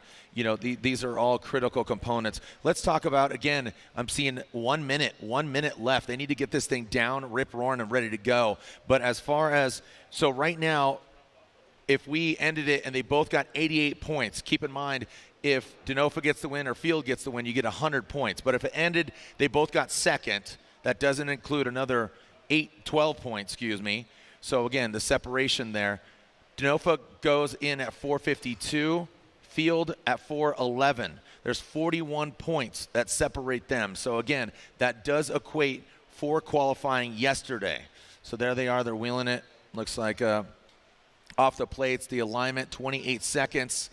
Throwing on some race tape, make sure those fenders stay on. So again, 88 points, 100 points for the win. So again, it would be 12 points more for Denofa if he wins. That would be 36 points total. Thumbs up, round of applause for Matt Field and his team. He got it done with 5 seconds left to go. Unreal. Like you said, great point, Ryan. All right, so as Field pulls away, Vaughn Gittin Jr., Chelsea Denofa and the RTR camp working on Chelsea's car. Lorette, down to you. Give me a Field report. Yeah, thanks so much. Graham Downey down here, and I just wanted to get a report on what the team was working on with Matt's car. Unfortunately, we had a bit of contact with Chelsea in the front bumper and the bash bar. So, you know, we've done it a couple times before, so we have it kind of nailed. We basically just had to pull the front end off, get rid of it, straighten out the bash bar. Toe was fine, everything else was fine, just clean up a little bit of body work, and go back out for run number 2. And plenty of rocks down here. Matt obviously went out to the gravel. Is the car carrying a little bit of extra more weight because of this? Not really. I think we got rid of it. But Matt does a lot of off-road racing. He's got a lot of experience in off-road, so I think he's spent a lot of time in the gravel. He'll be all right. I love the confidence. All right, Chelsea Denofa now leaving the hot pits, and he is heading out towards the start line. Let's go. Let's go. The second half of this battle. Don't go anywhere. We come right back. Again, in just moments.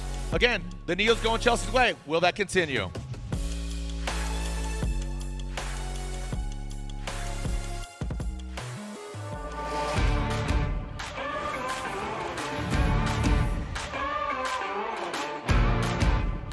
When you have a lot of money tied up in your transmission and differential in your car, kind of like I do in this one, this is a must-have. Royal Purple Max Gear High Performance Gear Oil. Even under severe squeeze film conditions caused by sudden shock, extreme high loads, or low RPMs, Max Gear helps reduce bearing wear. I am pretty sure we put this to the test more than anybody else. Slippery, synthetic, and complete with Centerlick technology, Max Gear reduces wear and friction, which allows your gears to run smoother, quieter, cooler, and longer. Drift tested and ready for your gears. Royal Purple Max Gear.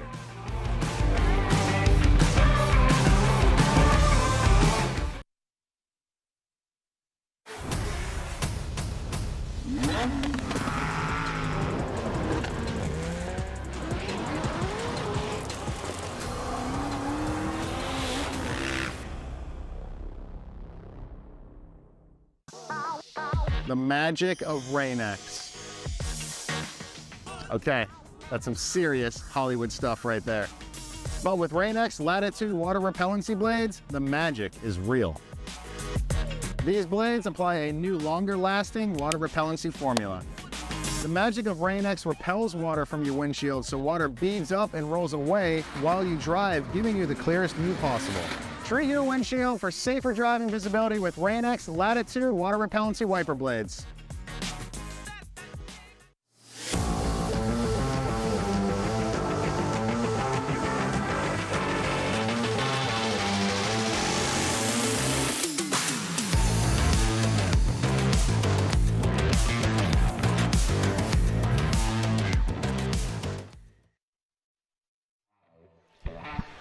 Guess what? Here is the second half of this battle. After we kicked things off here, Denofa was out front, Field was in the chase position, and then he was in the rear end of that Ford Mustang. He got all up in it. Matt Field was at fault. 5-minute competition timeout. Him and his Drift Cave team got it done, got that Borla exhaust, Heat Wave Lean Customs vehicle back out here. The scenario is, if Denofa wins this final battle, not only does he get the win, he gets a 53-point lead over Matt Field. If Matt Field gets the win, he gets the gap closes to only 29 points going into Irwindale. A lot at stake here for Chelsea Denofa and Matt Field. You're 1-2 in the championship. You're 1-2 here in Utah. Let's send it! Matt Field out front, battered, bruised, sans the bumper into that first inside clip.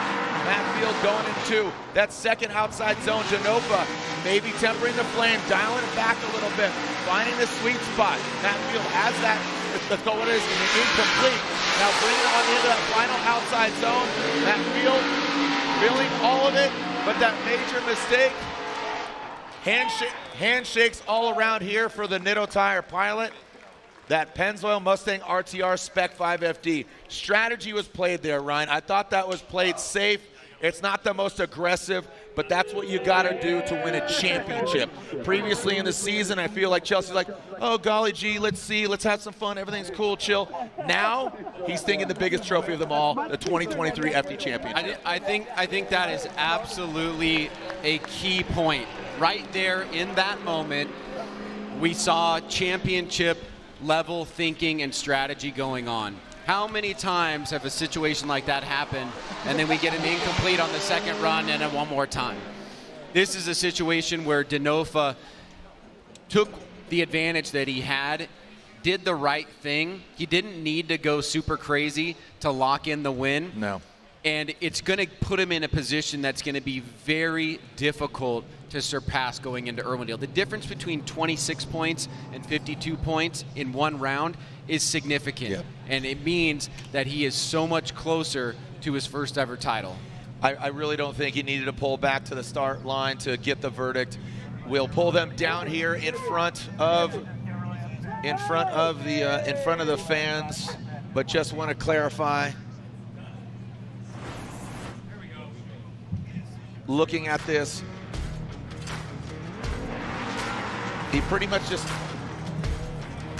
is there a correction there by Chelsea Denofa? Are we really analyzing?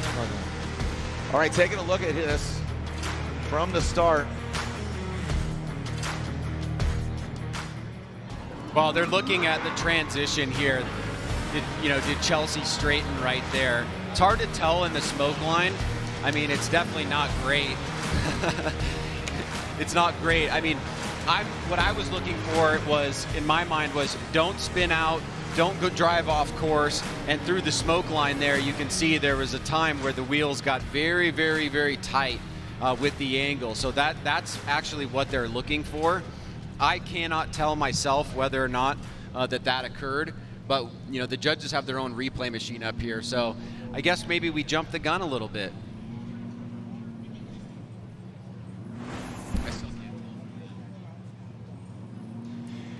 This is where it's at. It's from outside zone 1 into outside zone 2. Focus on the bright yellow nose Right of there. Chelsea Denofa.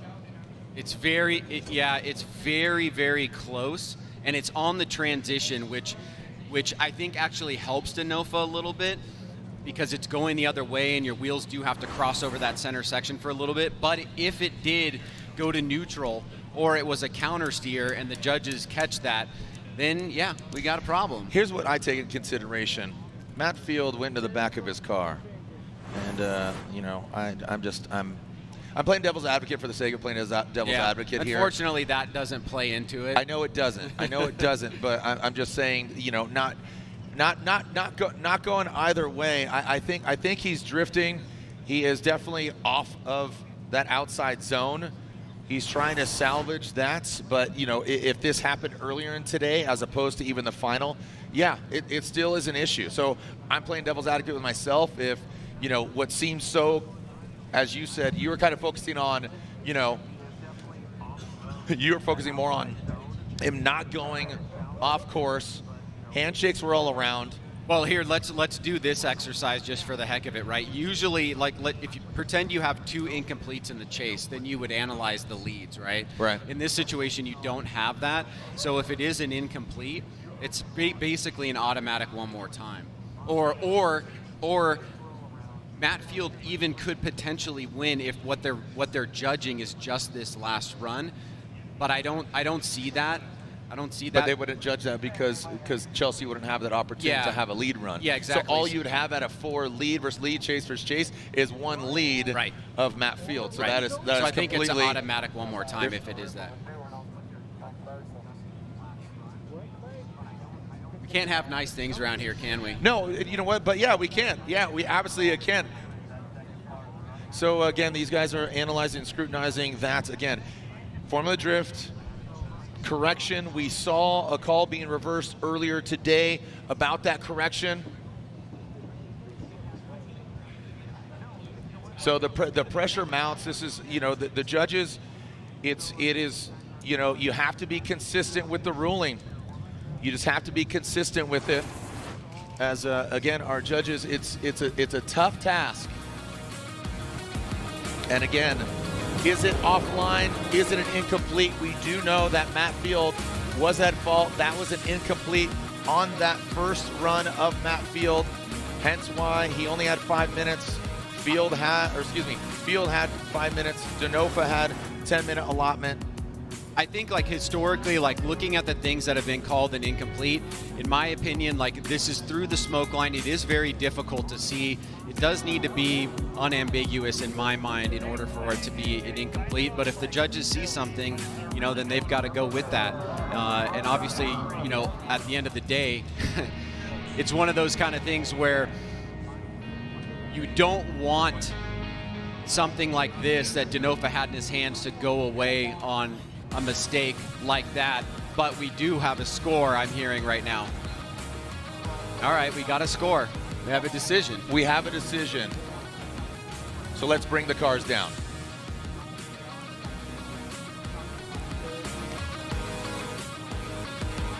So we do have a decision. Let's bring the two final drivers down. After, again, a crazy, I would say we had a pretty seamless 16 to where we're at now to have this finals. Matt Field pushing for it. He knows Chelsea Denofa leads, both in that first run. He knows he leads in points. He's got to give it all. And unfortunately, he gave his bumper and potentially the loss to himself. So again, Chelsea Denofa, Matt Field, Simon Olsen will bring him down here in front of the stands. Join us at the podium.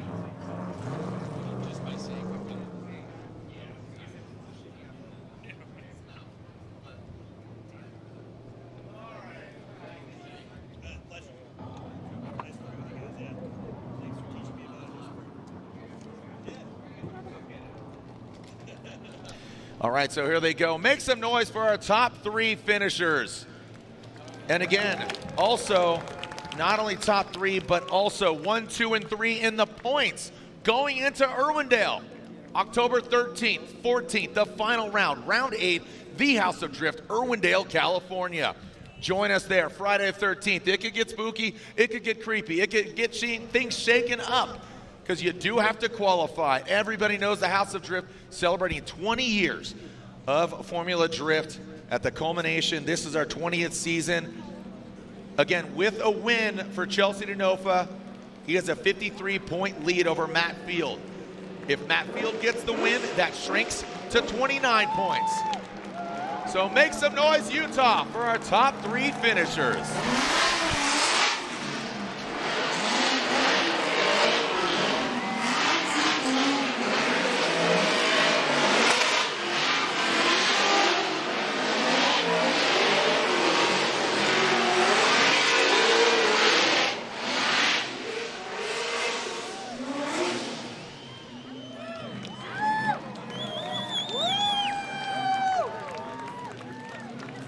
Some celebratory donuts, courtesy of our podium finishers.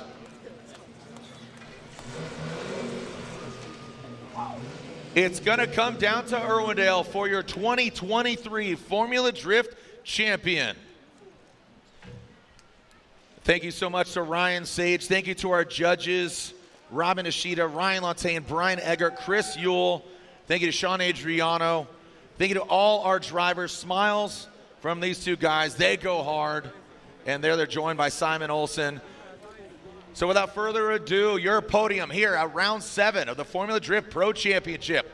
We start with third, then I'll tell you the winner. You'll know who gets second. Third place here at round 7 of the Formula Drift Pro Championship. And now third in points going into Irwindale. Piling that Field suspension S chassis, third place here in Utah, Simon Olsen.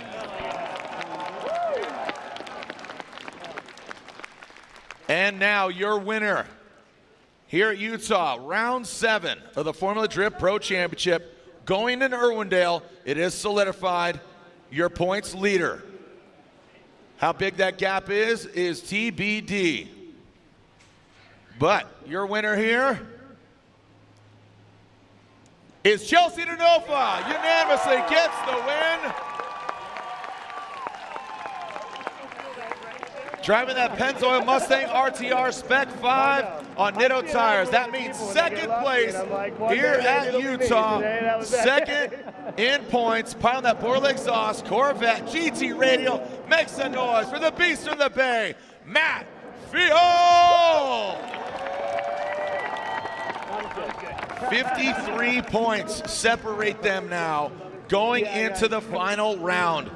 Qualifying 32. It is not over, kids. So gotta throw it down to Lorette Nickel. Haven't heard much from Chelsea Denofa here this weekend. And again, now we're talking championship. Golly gee, Chelsea, Put that out the window. He's thinking championship. Twist the screws, Lorette. Well, we were talking with Vaughn Gittin Jr. earlier and taking it step by step. We know that that's normally the canned answer that the guys give us when they're thinking about the championship. Obviously, we're now going into Irwindale. A lot of celebration going on down here. Chelsea Denofa, thank you so much. Come on around. Congratulations on your 3rd win of the season. This was hard fought. Yeah, it was a little bit. I mean, I was telling them I've seen other people get lucky with rounds, and I'm like, man, like one day I might get that, you know, and like this time we were just almost laughing at how lucky I was getting throughout it, but like there was a little bit of skill behind it and playing what I needed to do and being where I needed to be, and just mostly enjoying how funny it was that I kept getting those little bits of luck throughout everything. Yeah, absolutely. And now we just got to keep this momentum going into Irwindale. And I know that the response is normally you take it battle by battle. Is that the mentality? Yeah, for sure. I mean, everybody wants to win a championship, but you don't get there by fighting for it every time. You got to win battles and do what you can to get there and get those points. And that's kind of where it's at. And this year we've been lucky enough where we've had a lot of good rounds and we're getting up there in points, and we obviously need to go to Irwindale and do our best to secure it. Yeah, absolutely. So we have a little bit of time before we step into Irwindale. So what's the plan there? Do some driving, have some fun. I love drifting, so I'm going to drive probably at least 5 or 6 days before then, enjoy it, take some time off, prep, and then there's a good Run the Jewels concert on Thursday before Irwindale, so I'm going to probably go see that.